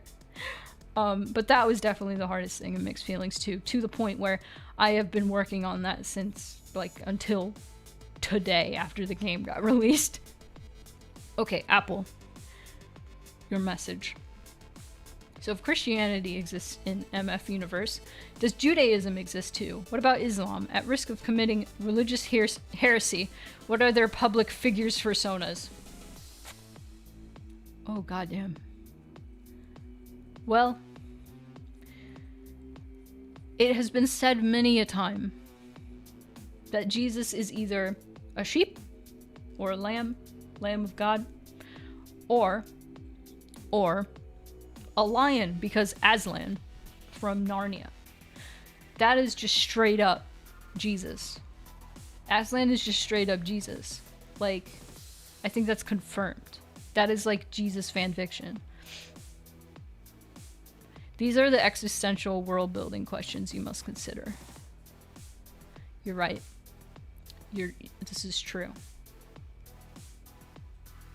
Islam. Who is... I don't know enough about other religions. What are Islam? It's fucking, hang on.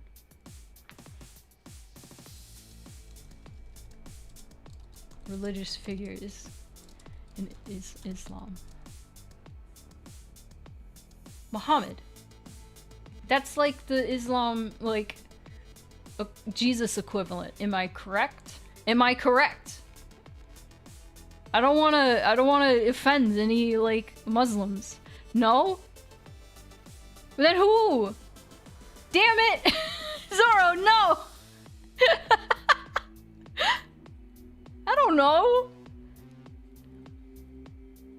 Howdy, JM. We're we're offending religions. Muhammad is Islam Jesus? Okay. Well, I don't know much about Muhammad. Like, I don't know what his persona would be. I don't know these things. This is hard. This is hard to consider. Damn. We're asking the real questions in here. He isn't worshipped as Jesus. Okay. That's good to know. That's interesting. I love learning, like, I don't know enough about other religions. I want to know more, but I like learning, like, new things. He's more thought of as a prophet. I see. Well, Jesus is actually a prophet in Islam. Okay. Interesting. I like that. I like this.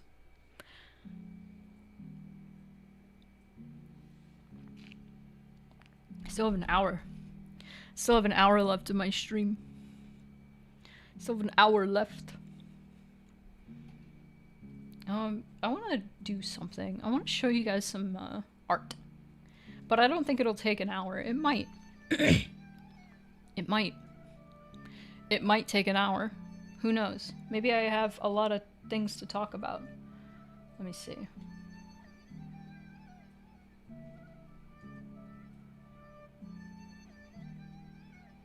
So a Kama Sutra being in mixed feelings world, what would furry Buddha be like? Oh man.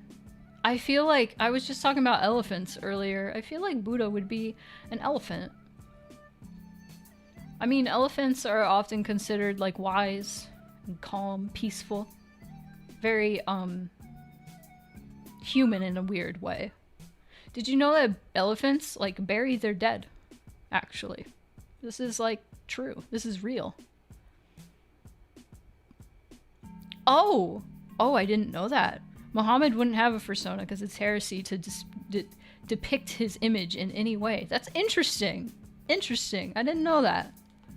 Well, by default, Muhammad does not have a persona. I cannot assign a persona to Muhammad. That would be heresy. I don't want to commit heresy. Other Hindi gods?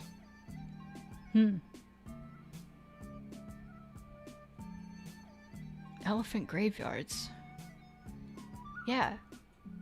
Yeah, I think Buddha. I think Buddha would be an elephant. I think he'd be chill with that. I think he'd be chill with that. I think so. I know a little about Buddhism. I don't know much.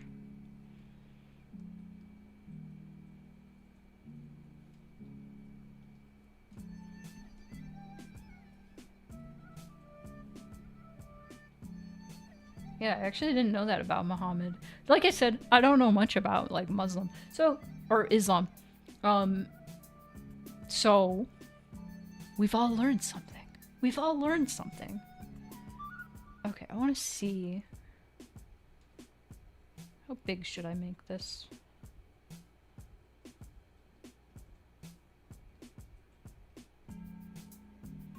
Let's do that. Let's do that. How about that? And I'm also gonna move you. Move over here, chat. So we have a few things that aren't pictures.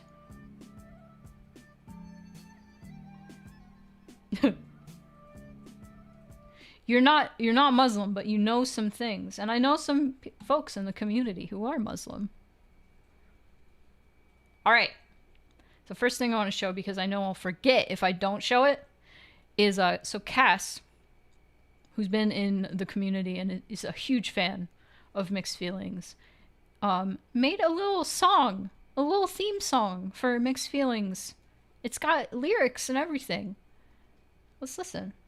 Caught me by the river, sights that make me shiver.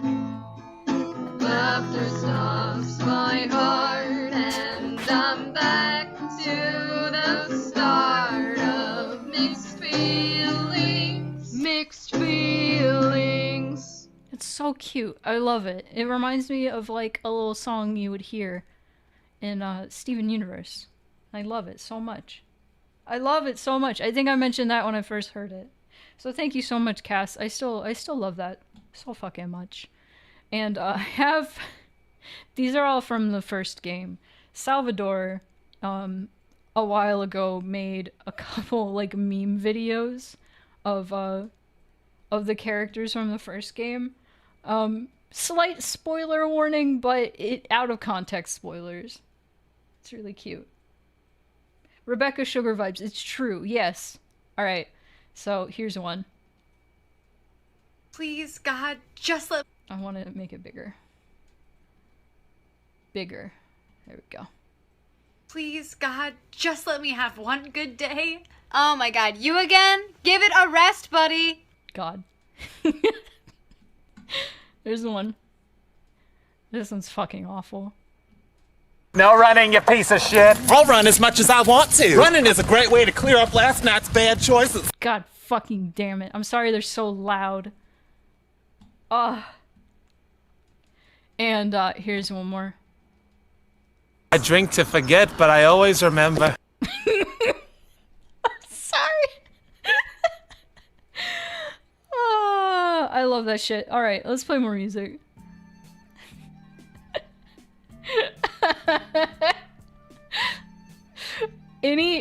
Okay, hang on. There's a fucking, there's a TikTok that starts as this, woman, like, talking about a recipe, and she's just like, forget everything you know, and then it gets cut off, and it cuts to the person, like, doing a duet with them, and they're just like,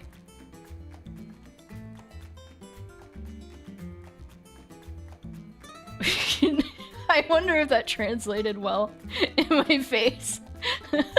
And I reblogged it on Tumblr and I tagged it Perry and I couldn't stop fucking laughing.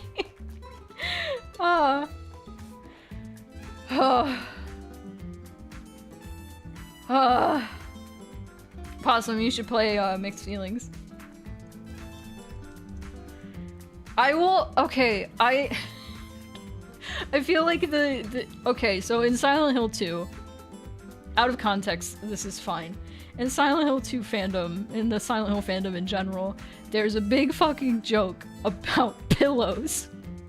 And if you've played Silent Hill 2, you know why. And I feel like the Mixed Feelings equivalent is like Perry drinking forget water. It kills me. It's so fucking funny. Anyway, let's look at some images. Oh! Hang on. We're gonna look at some images. Fucking god damn it. Okay. So here's some early images. These are like super early sketches of like what the characters were like in my head. You will notice Dandy's name is not Dandy, it's Drake. And then I decided against that because dragon, right? Manticore, dragon, whatever. Anyway, that was just like early name for Dandy. So Zale, I knew from the get-go. So let's back up a little bit. In total, there were supposed to be 6 characters in the first game. I was going to have all 6 of these characters in the first game, and then I decided that is too ambitious. I'm gonna stick to 3. And then we'll add characters later, something as DLC. And then I was like, no, actually, I'm gonna do a second game entirely, because I kind of want to do like a different sort of game, but the same thing at the same time.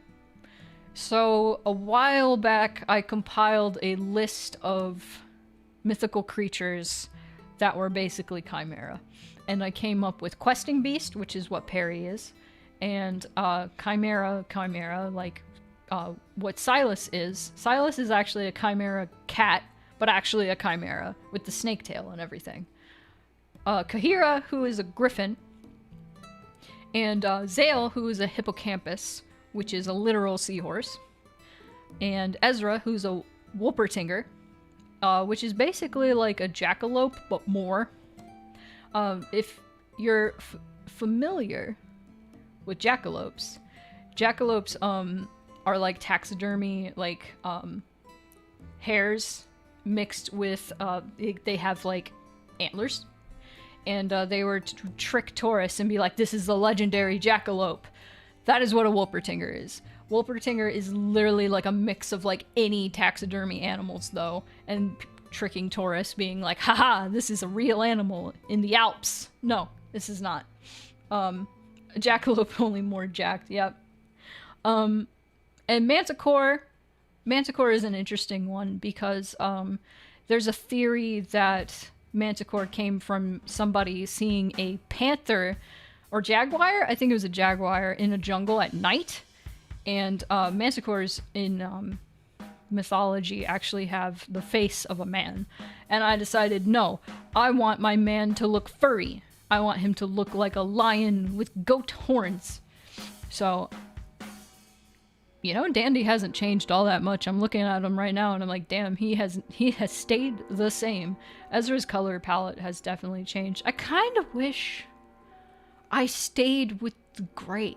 I kind of wish I gave her like pigeon colors, because that would be more thematic with her, honestly. So, where I was getting at, each character has a color, and they have a color for a reason. Kahira is red. Cap, main character, is actually orange. Silas is yellow.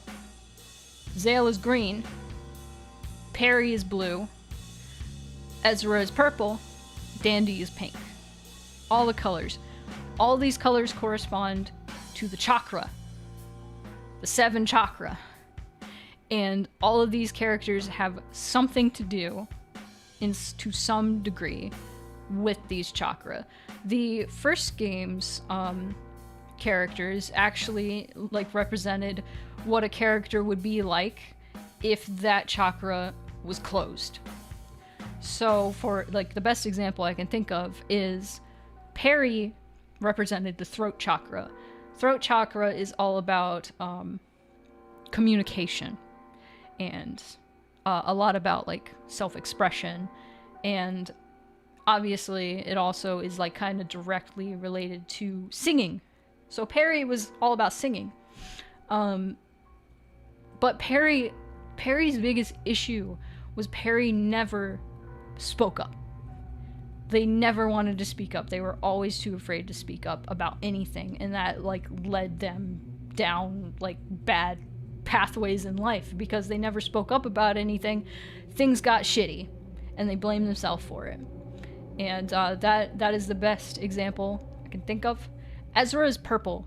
I associate purple with the third eye, and as you can imagine, Ezra is very fourth wall breaking, and so it all checks out.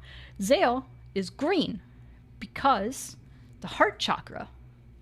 And heart chakra is all about friendship. Yippee! Friendship, compassion, you know. Trying new things too. That's a big thing. You have to. It's all about connections to people. Perry's answers to their problems hurt good, to be honest. Yes. Yes. It's bad.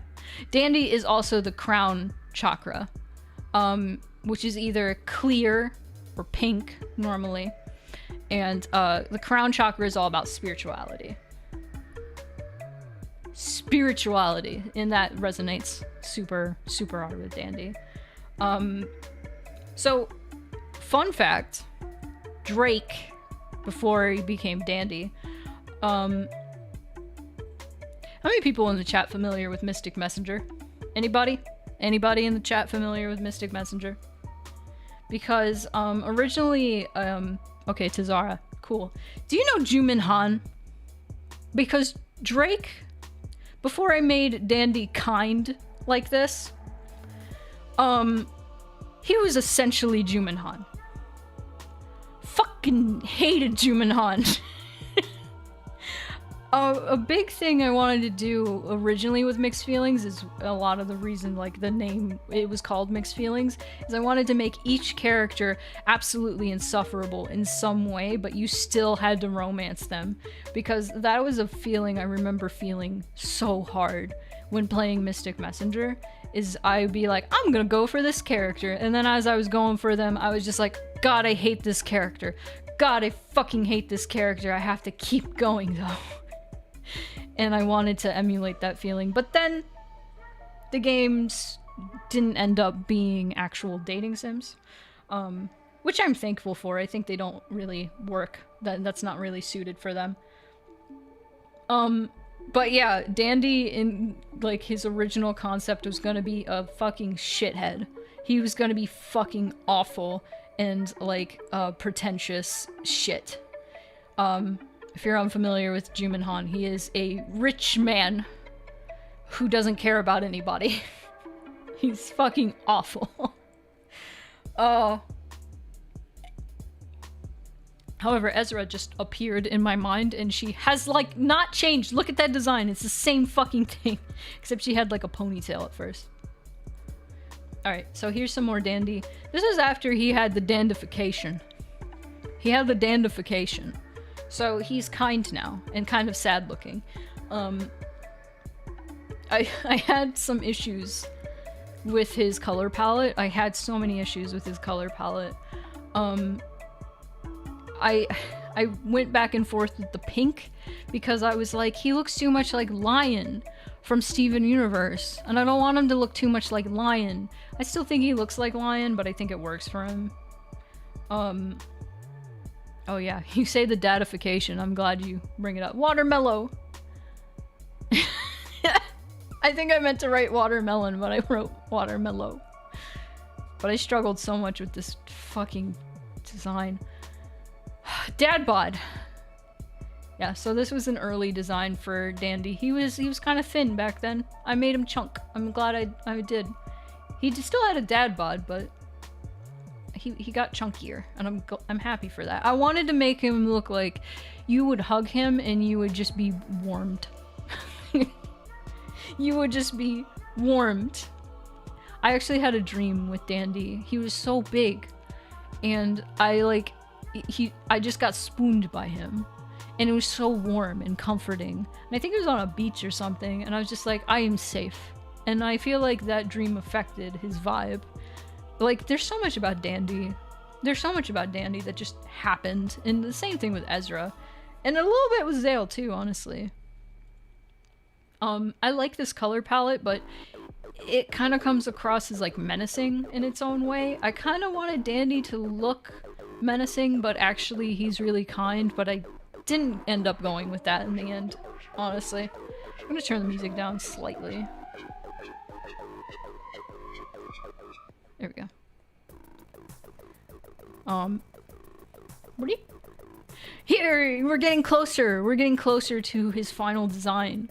I did like these colors a lot, but I had to go more pastel because he still looked too harsh. I was like, this man needs to look soft. He needs to look soft as fuck. He needs to look so soft. Oh boy! Here's an early Zale. I do like early Zale, but it doesn't really, like, align with his, like, personality that he ended up with. Funny thing. Okay, as much as I like this early design,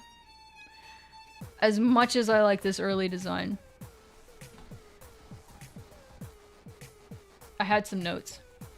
Mark, make snout sharper. I meant to write make snout sharper, but I did not. And I wrote glasses, yes or no, and I remember showing Case this, and they were like, I hate his fucking glasses.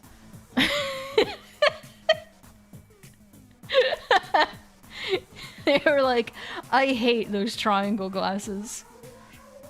I hate them so much. And I was like, okay. And so this was the next design. I really wanted to make the green and orange color palette work because green and orange is an underrated color combination.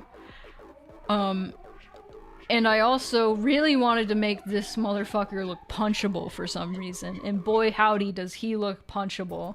He looks so fucking punchable. Look at this man. But then, I actually have some backstory for an image that I use on rare occasions during these streams. Somebody in my chat had the audacity to compare this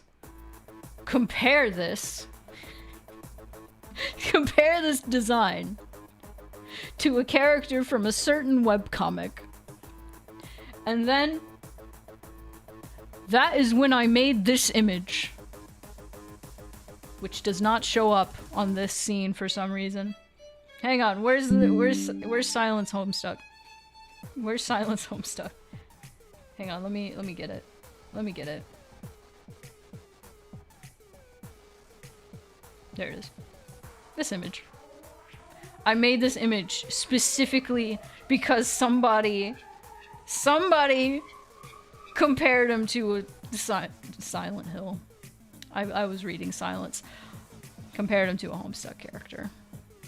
And I made that in response, and I was like, I love you, but I need to respond with this image. And they lost it, and they were like, that's great. I am humbled. And now I use it all the time. It's so old, it has my old outfit in it. How about that? But yeah, there's some history with this image. There's some history. Alright, we are continuing on. Okay, cool.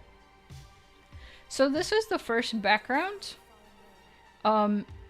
actually made for the game at all, and I did not expect to actually use it. But I did. I did end up using it. And that's pretty cool to me. The jet ski and everything. This is not Zale's sprite, this is like Zale's final design. Funny thing, I actually did not go with this design for one specific reason, and that is because when I put this lad next to Ezra, their color palettes did not look good together. And I was like, God, I hate this. I hate this so much. And so then I made him have blue. There's still orange. There's still orange in there, but the blue is complementary to the orange. And that looks nice. And I like it. So at this stage, I kind of felt that Zale was a little bit like the vibe I wanted for Zale was also, hey Val, video game congrats, thank you so much. What was I saying? The vibe I wanted for Zale was I kind of wanted him to be a little bit like intimidating, like, but he's actually very kind at heart. Sort of the same kind of archetype as like Cloud from Final Fantasy VII, where he has a very harsh exterior, but actually inside he's very kind. As soon as I started writing for Zale, that went away. He was like immediately super nice. And I was like, fucking god damn it, okay. Alright, Zale, I guess you're gonna do this. Whatever. And this is why this image, this promotional image, he looks so despondent. And there's no sprite that looks like this in the game. He does not have this little mouth like this. No. He is so happy all the time. He's so kind. Standoffish twink, exactly. That's what Zale was gonna be. And then he wasn't. Anyway, here's the background without Zale on it. Yeah, that was the first background I made for this game. Fuck yeah. That wasn't just reused from the first game. Here's Dandy! This is like a finished Dandy ref sheet, so you actually get to see, yes. Belly. Okay, so I actually did design 3 outfits for Dandy, even though you never get to see the third one, which is very upsetting. It's very upsetting. I appreciate the thing we got, awesome. Or the twink we got. Thing, twink, same thing. The third one exists in my heart. It exists here. But we did get to see this outfit. We did get to see this middle outfit. Right, my cursor isn't being shown, but that's fine. I can't remember. I think what I was looking up for, like, slight inspiration for these first two outfits was, like, Persian fashion. Because, I think I mentioned earlier, manticores are from Persian mythology.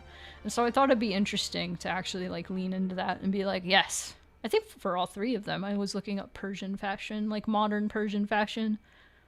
It was an interesting place to pull inspiration from. John Carpenter's The Twink.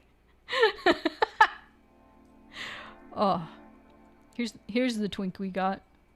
Except he still looks despondent and upset at you. Look at him. Look at him. I like Zale. I like Zale. You do see all of Zale's outfits in the game. All of them. All of them. Including this one. I like how his hooves look like slippers. I love it. I love it. Alright, now we got Ezra. I think both of these outfits did not end up making the final cut. But got something like this. I gave her suspenders and, like, either shorts or a skirt. I can't remember. I can't remember the shit I draw. God, her feet are so big. Why she got such big old feet? What the fuck? I drew this like 3 years ago. 2 or 3 years ago. I don't know. So this outfit on the third one, that says she. Right there. That sort of made it into the game, but it was a big shirt instead. And instead of she, it said with the thorn. And that's actually a thing from, like, Case's fiction. It's actually a freaking merchandise in their store. There's a character in their fiction named JC who wears that shirt. And JC and Ezra are very similar. They are very similar. They're very similar. They're the same archetype, essentially.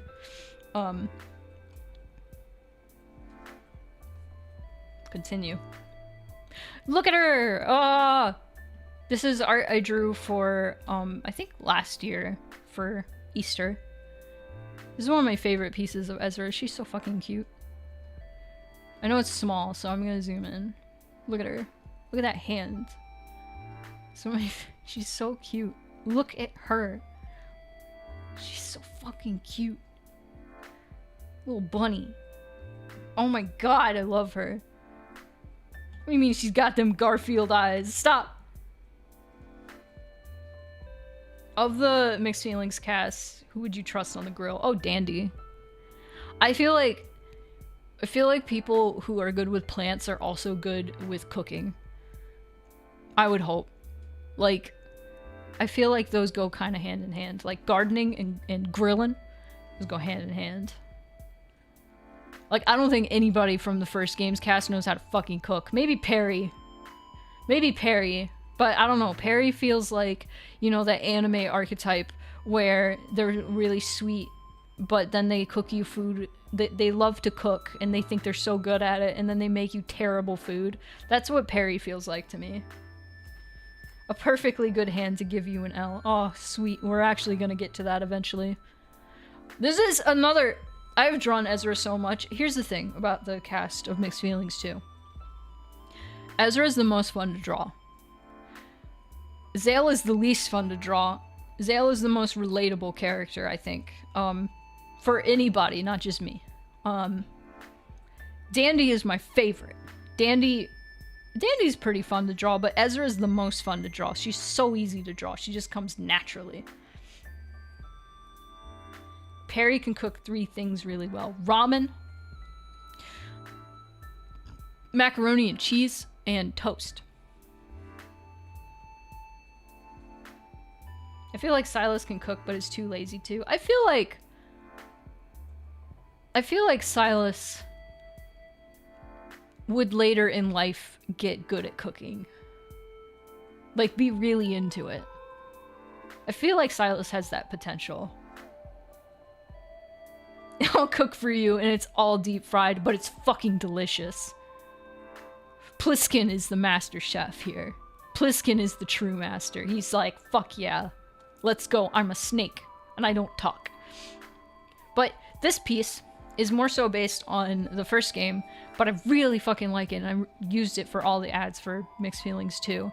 But in this piece, Ezra has, you know, the threads of fate in Cat's Cradle sort of deal, and has all the little Mixed Feelings characters as little voodoo dolls. Being hung. Not quite being hung, you know, but they're attached to their backs to imply that she's controlling all of them. This is you! This is Cap. This is probably the clearest image you'll ever get of Cap. That's not true. There's probably gonna be clearer images, and I just won't say they're Cap. You'll just have to figure it out your goddamn self. Which one goes all in on the air fryer lifestyle? Which one is the one who's most likely to be like, clearly you don't own an air fryer? I feel like Ezra would do that ironically.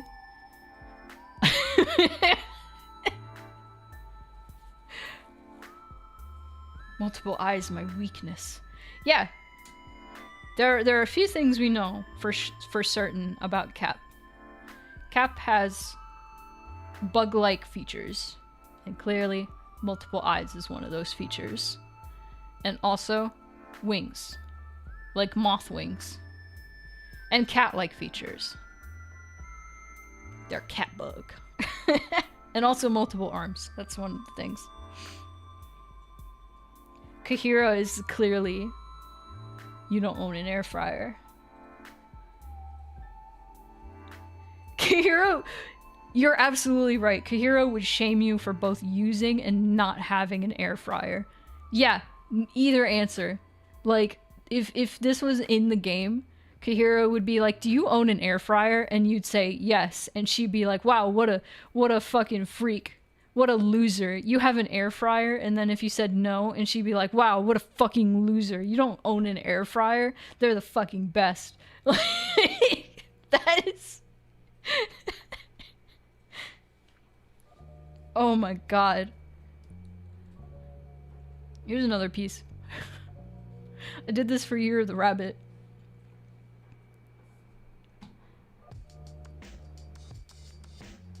I wanted to put the mourning doves because I feel like Ezra's wings kind of remind me of mourning doves. I love mourning doves so much, and they remind me of Ezra. Have you ever heard a mourning dove? Ooh. There was one morning. Okay. There's one morning. So there's a lift used for like doing repairs around the theater, and there was a while where the lift was like right out front, and my window, like the lift bucket was right up like next to my window. There was one morning I had my window cracked open, and I just hear this ooh, ooh, and I was like, oh, and I woke up, and there's just this mourning dove sitting on the lift looking at me. And I was like, oh, that's Ezra. And it just kept hooing at me. And it just chilling. It was not afraid. And I was like, yes. I fucking love mourning doves. They're so sweet. And then when they fly away, they go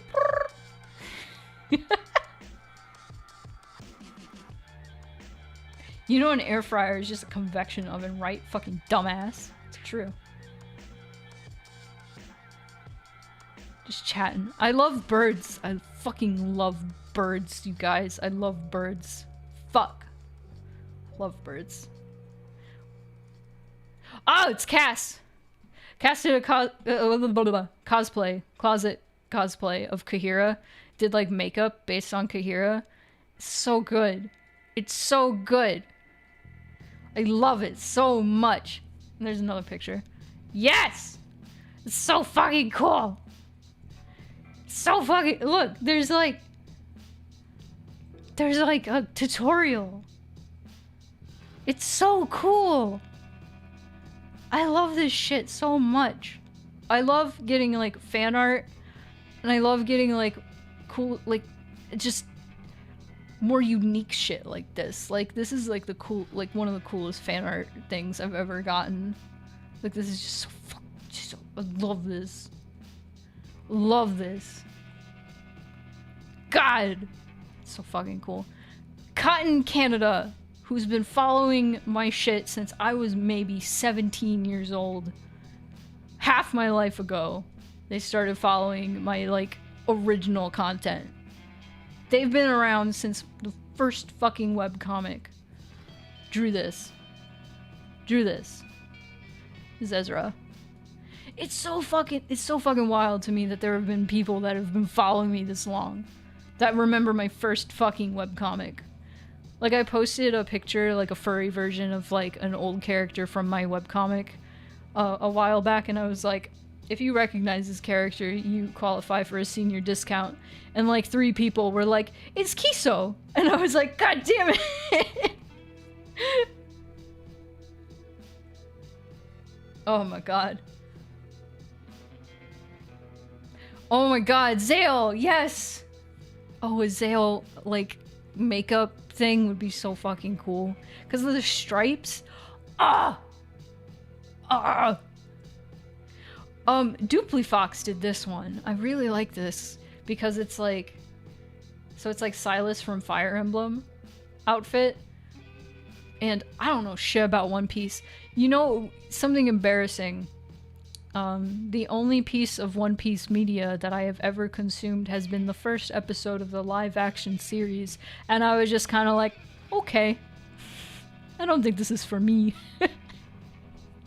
So I can confirm. Live-action One Piece, if you don't know shit about One Piece, is just okay. I think it's just too anime, but I don't know. Maybe that's a good thing. And then Peregrine Took. I love that. I love that. This is so cute. Dupli Fox. Thank you so much. This was on Art Fight. What was your name? Foam Tears did this. I have all the names in the title, so I don't forget. This is so fucking cute. I think this was last year on Art Fight, but everybody loves to draw Silas. And I don't blame them. I feel like Silas is one of my favorite designs. I think Silas is... I don't know. I like Ezra's design a lot, but... very close. Pepin is the one who came back taller, right? Pippin? I'm not sure. I don't know. Silas. My friend Kira, who some of you may know from the Stardew Valley theater farm and Thursday that we used to do, drew this. Kira's art is fucking awesome. Fucking awesome. And I think I still might have the Kira command. Yes! If that website still works. Alright. I love this because it's like a chessboard. It's so intimidating. Ah! Love this shit. I love this sort of shit. God damn.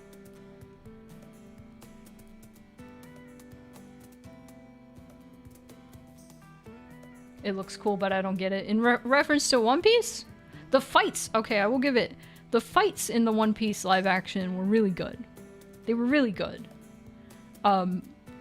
But that's about it, and I just feel like there's some weird, like... There's, like, weird artistic dissonance. Because, like, there's, like, some stylized stuff that works good in anime and just doesn't in live action. I feel like they should have just gone weirder. Yeah, the fights are fun. No, your art isn't in this folder. And that isn't any offense to you, I just can't show it on Twitch. I'd still appreciate it though, even if it wasn't my thing. I still appreciated it though, and I will have you know, that was on my bucket list for the longest time in my life, to make a piece of media that makes somebody want to make weird kink art. And so I'm so thankful that fucking happened. I feel like I already said this to you, non-existent pumpkin, but I just needed to say it out loud again.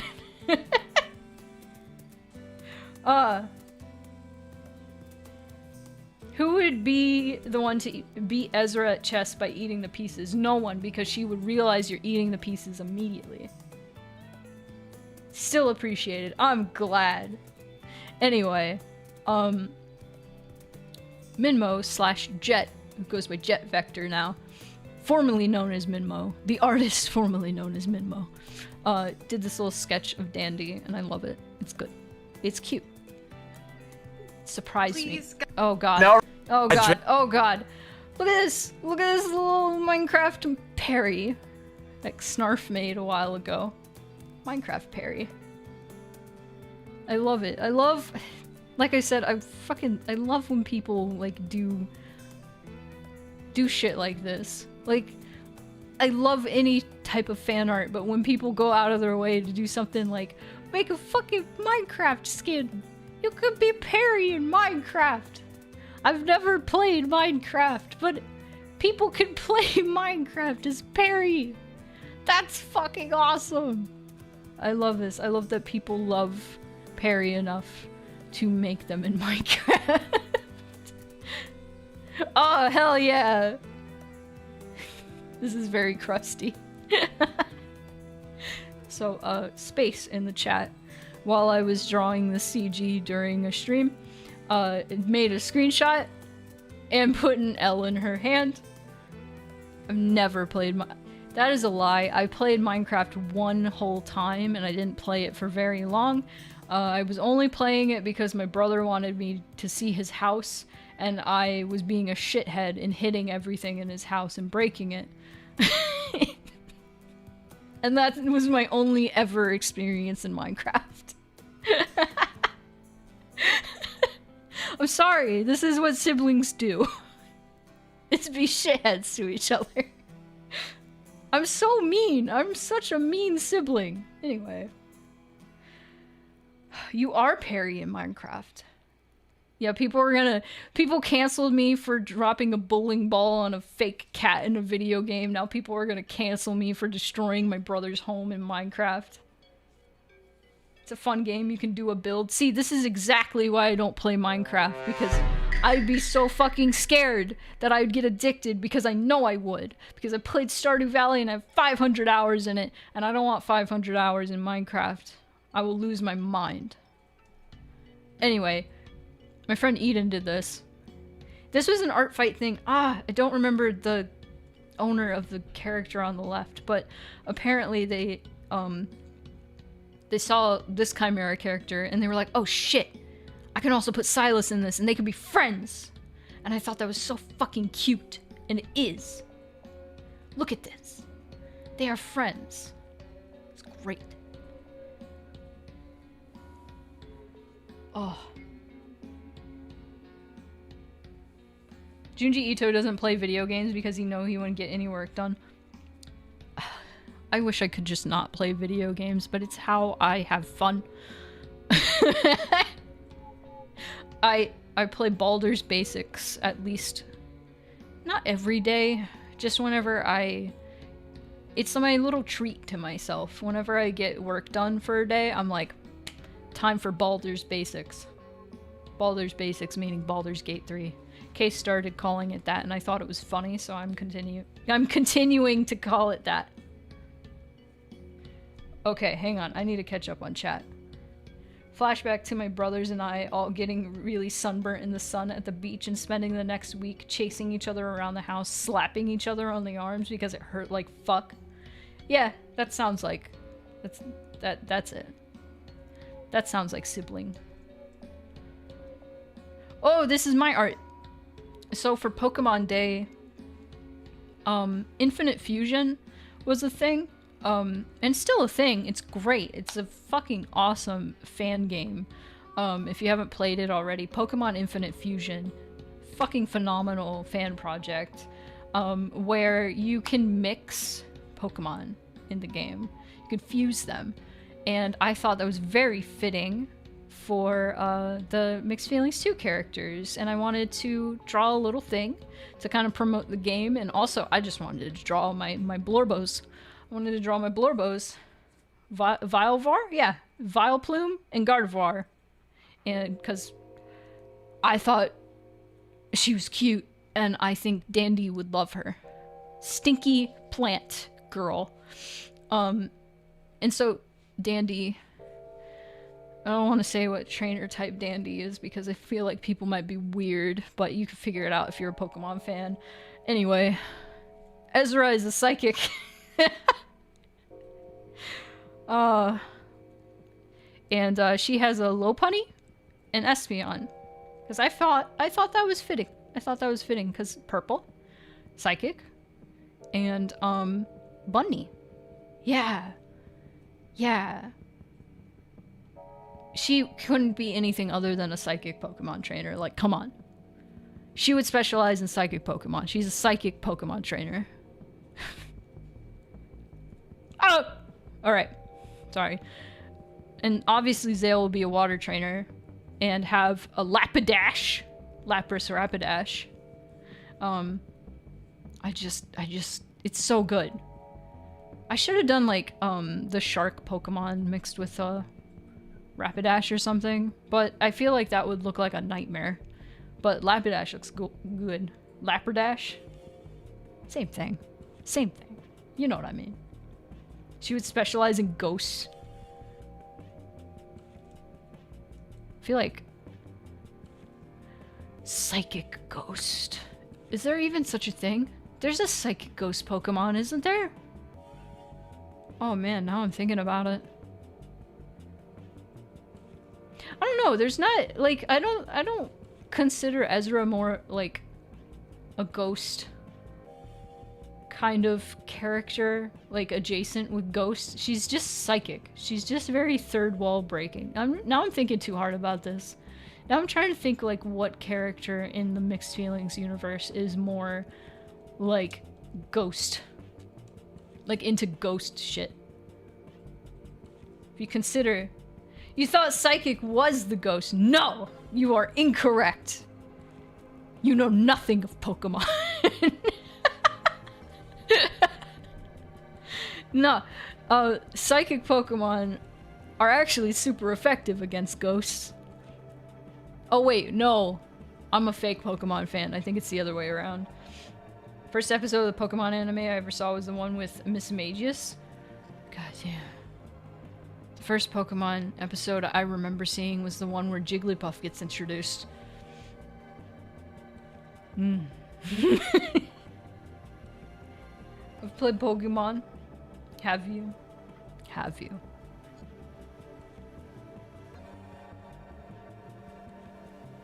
Man. Lapidash. So this is actually a commission I did for Cass. Cass commissioned me to draw Zale. Thirst Trap Zale. That's not true. Not Thirst Trap Zale, but sure. That's what this is Thirst Trap Zale. I'm saying it right now. Look at him.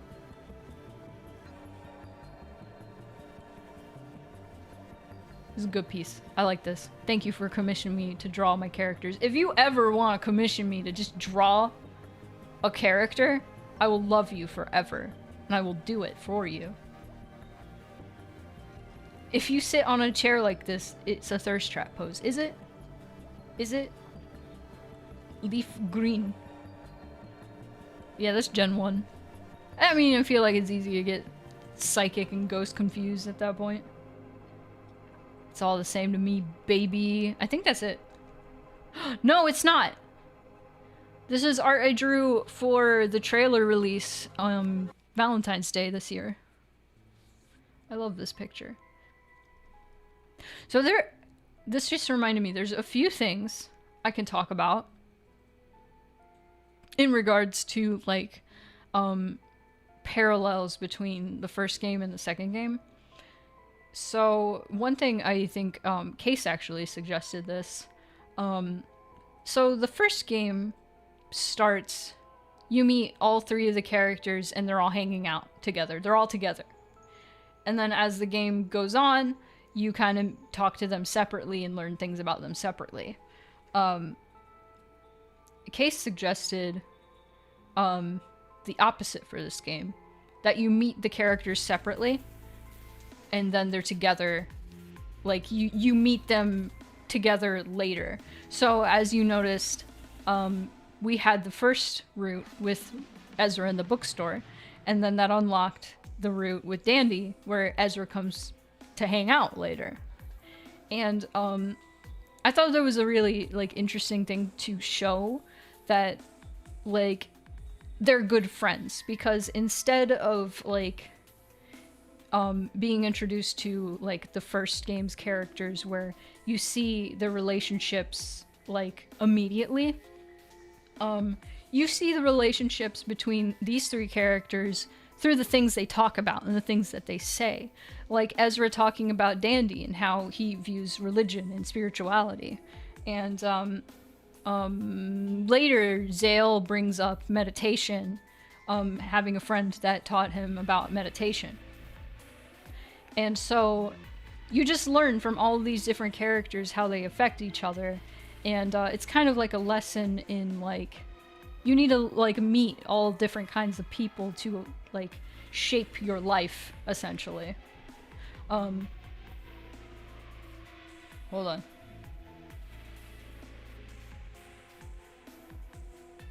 Oh, this is Pokemon talk. I'm gonna continue to talk about my game.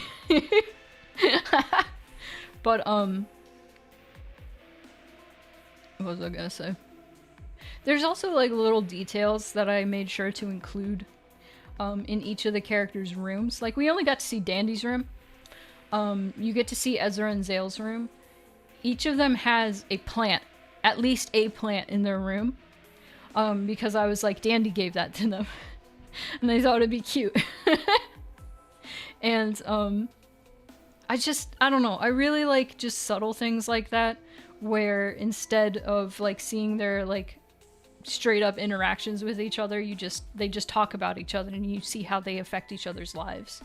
But yeah, there's a lot of ways that the second game is like the inverse of the first game.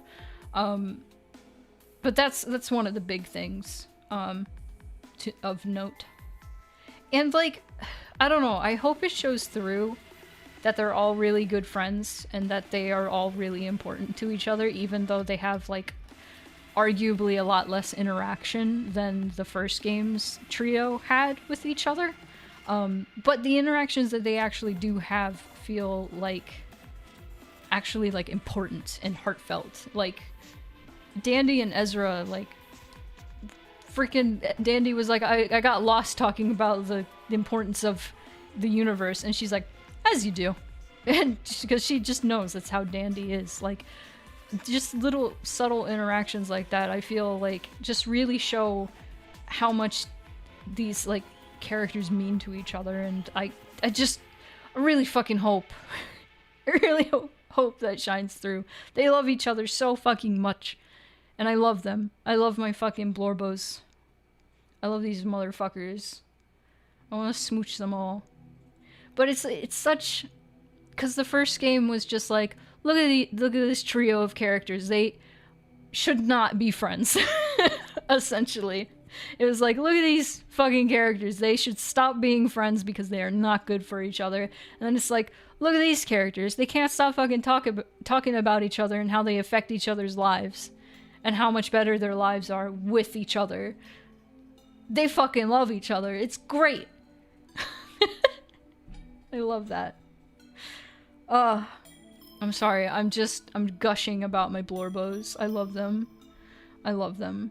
I love them. Look at Zale. Look at him. He's so cute. Look at his loaf. Is there any more? No, I think that's it. It starts with a V.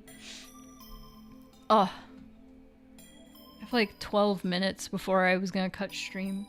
I'll take any last minute questions if anybody has any. I've been talking so much.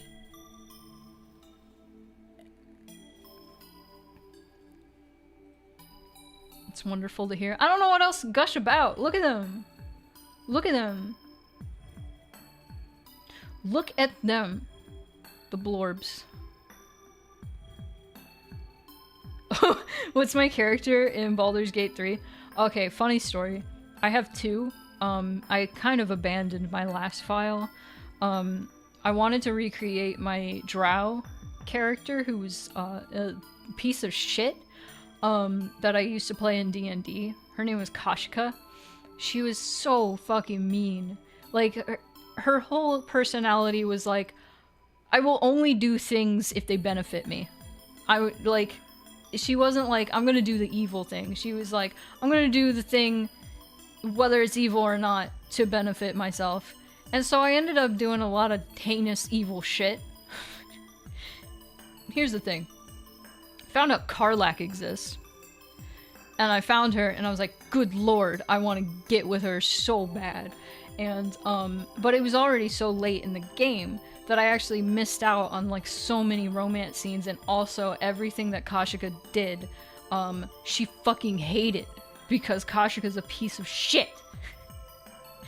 And, so I did not want to be out of character for my stupid drow. And I also, like, got to Act 2, and Karlach still didn't want to get with me. So I just restarted the game as a self-insert of myself as a tiefling, and I named myself Iluros, which is my full name. That's what Lush is short for. So I named myself Iluros, and I'm a tiefling, a non-binary tiefling, and we are now with Karlach, and she is so fucking cute, and I want to marry her. Anyway. The normal reaction, yeah. That is a very normal reaction. Listen, I fucking love Karlach so much, I don't think you understand. I love Karlach more than water. Which I'm gonna drink right now.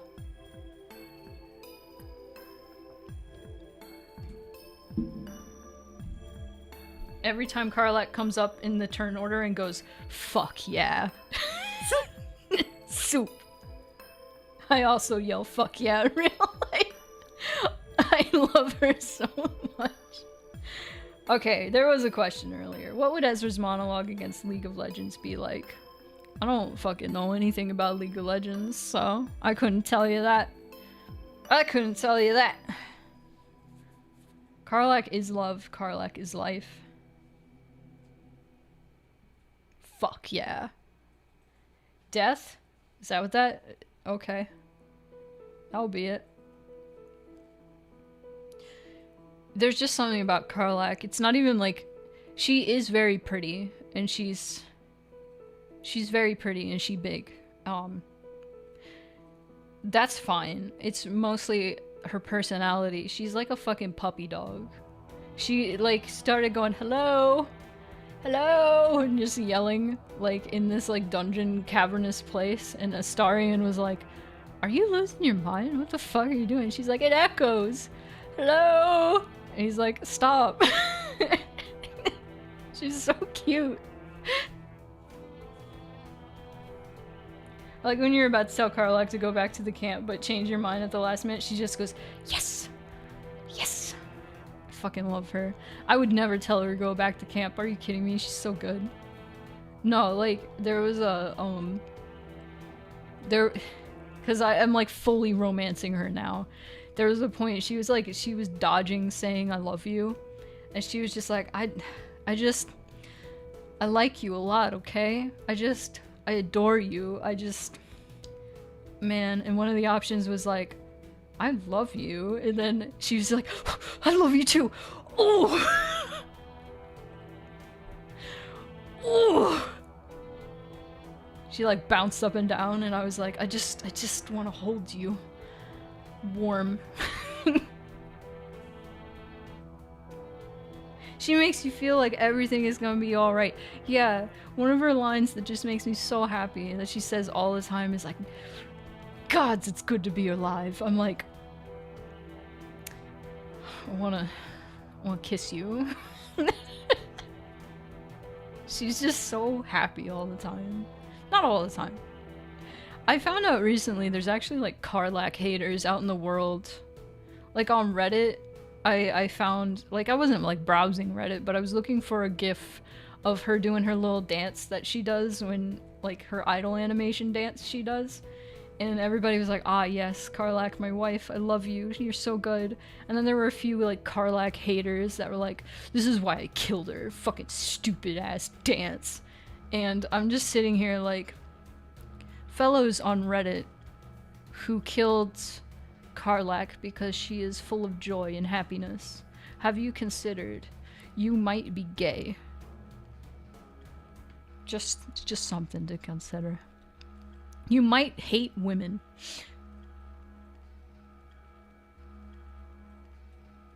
Wait a second. Hold on. People getting mad about Karlach pegging?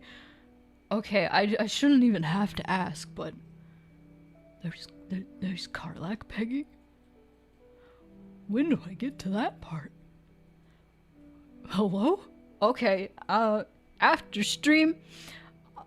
Alright, everybody, we're no, I'm not ending stream yet. I gotta go. You ruined this entire game. I figured that would be a thing, honestly, but now I'm just fucking excited.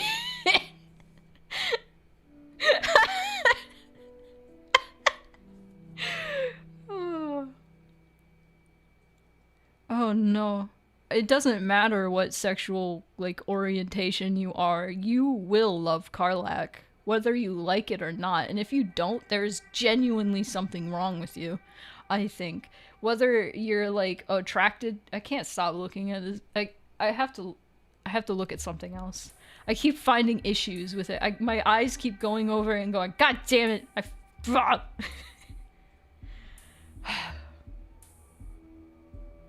Please clip this. I was hoping it would be clipped. No, listen. You have to like Karlach. It's the law. Even if you don't like her romantically. Like, if you aren't charmed by Karlach in some way, there's genuinely something wrong with you. There's genuinely something wrong. Like, what? She is so sweet and fun. And what is wrong with you? This has become a Baldur's Gate 3 stream. I've never played a Baldur game. I've never played one. I've never actually played an isometric RPG in general. I played D&D like 4 times in my life, maybe. I've never beat a campaign. I've never beaten one. Because I don't like D&D personally. Mostly because it's hard to plan to like get-togethers for D&D.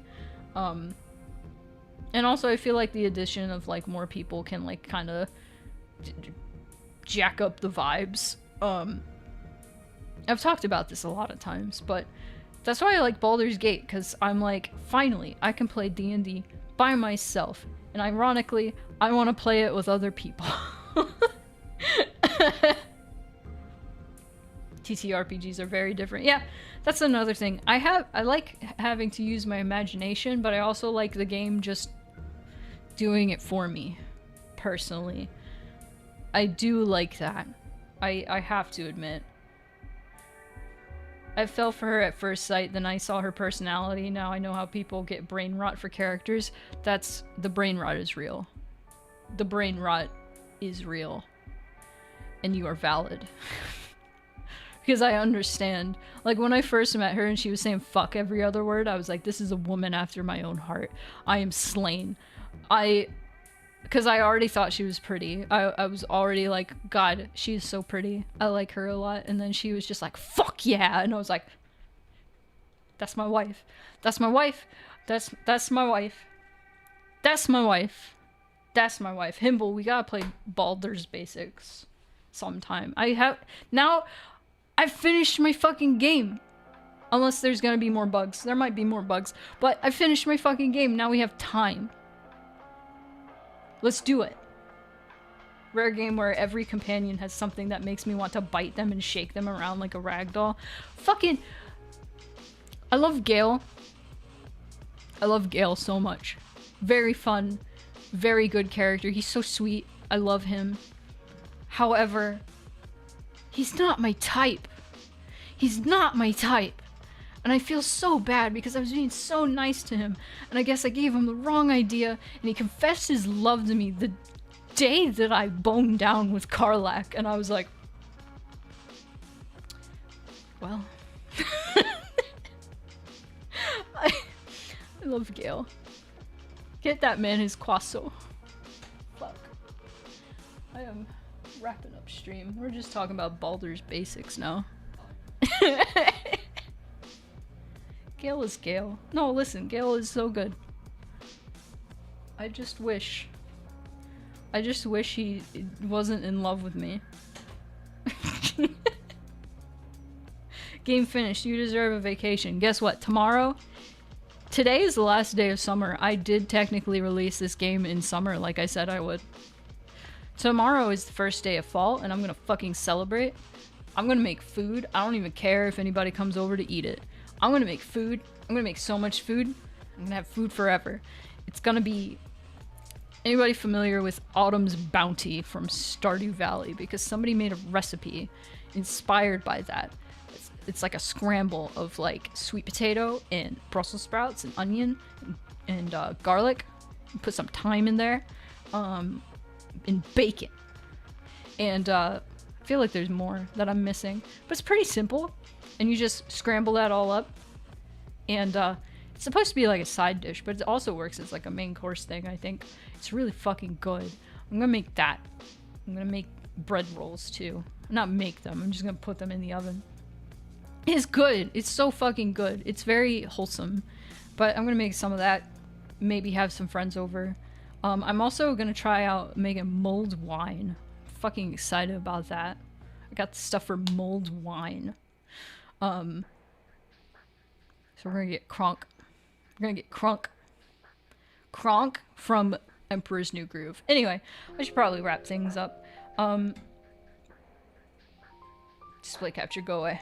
I would have things to show, but I wanted to update Zeke's patron cameo thing, but I didn't have the time today because I was nervous, but now my nerves are calmed, so maybe I can do that soon. But 1 year Patreon anniversary for Zeke, and new patrons, we actually have two.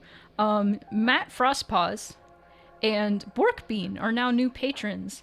So thank you guys so much, and if you guys like my stuff, always like Patreon's right there. You can give me $1 a month, and I actually really appreciate it. People will be like, I can only give $1 a month, and it's like, dude, anything is super appreciated. I love the support. I appreciate the support. And also, you get to see like behind the scenes concept art and stuff for future projects. That's another thing. I'm gonna make more games, and they're not gonna be mixed feelings. I already have a new game in mind. That's probably gonna be smaller scale, but it's probably gonna end up taking me a long time because it's a huge leap from visual novels. I want to try to make it 3D. I want to try to learn Godot. It uses Python apparently, which RenPy also uses, so I'm excited about that. So maybe soon in the next couple months, you will actually see progress on that on Patreon, because that's where I post all like that stuff, the secret stuff. No. Anyway.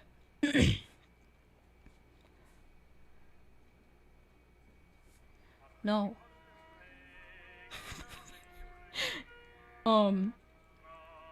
Huge leap. Will it be a platformer? No! No, it will not.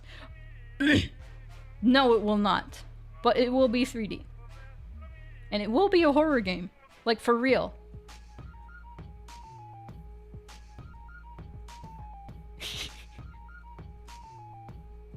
I was too tired to see those. Nah, it's fine. It's fine. Ugh. Oh, what else was I gonna say? Hang on. Oh, I fucked up my back. Oh, I fucked up my back. We got some good music going on right now, though. I'm tired, guys. I'm gonna leave. I'm gonna leave. There's nothing else I need to say. I'm gonna leave. Thank you all. Wait. There's one thing I want to do.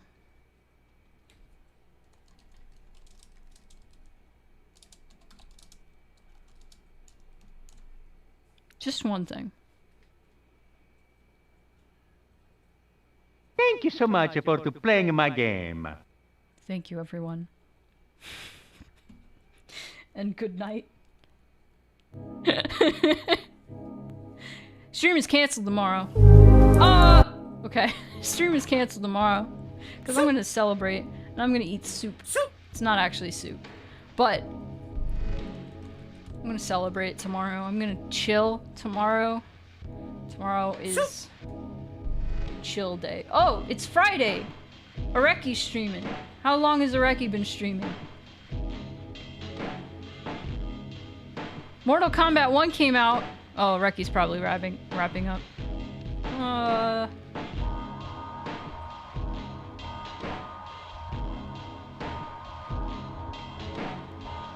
Oh, somebody from the Clouder coup is streaming. How long have you been streaming?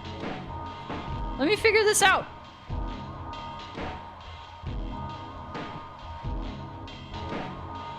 An hour. You know what? I want to meet this person. Let's go.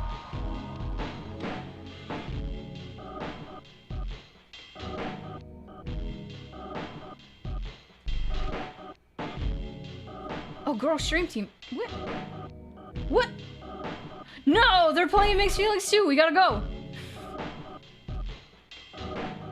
Thank you. How long have they been? Oh, yep. No, that's what we're doing. That's what we're doing. That's the thematic. That's what we're doing.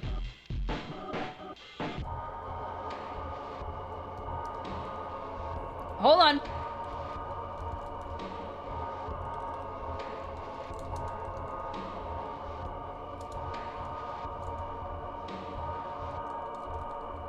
Mixes your feelings. Mixes your feelings. Mixes your feelings. That's the raid phrase. Mixes your feelings, mixes your feelings, mixes your feelings, mixes your feelings. Anyway. I want to see where they're at. I'm so excited. Good night.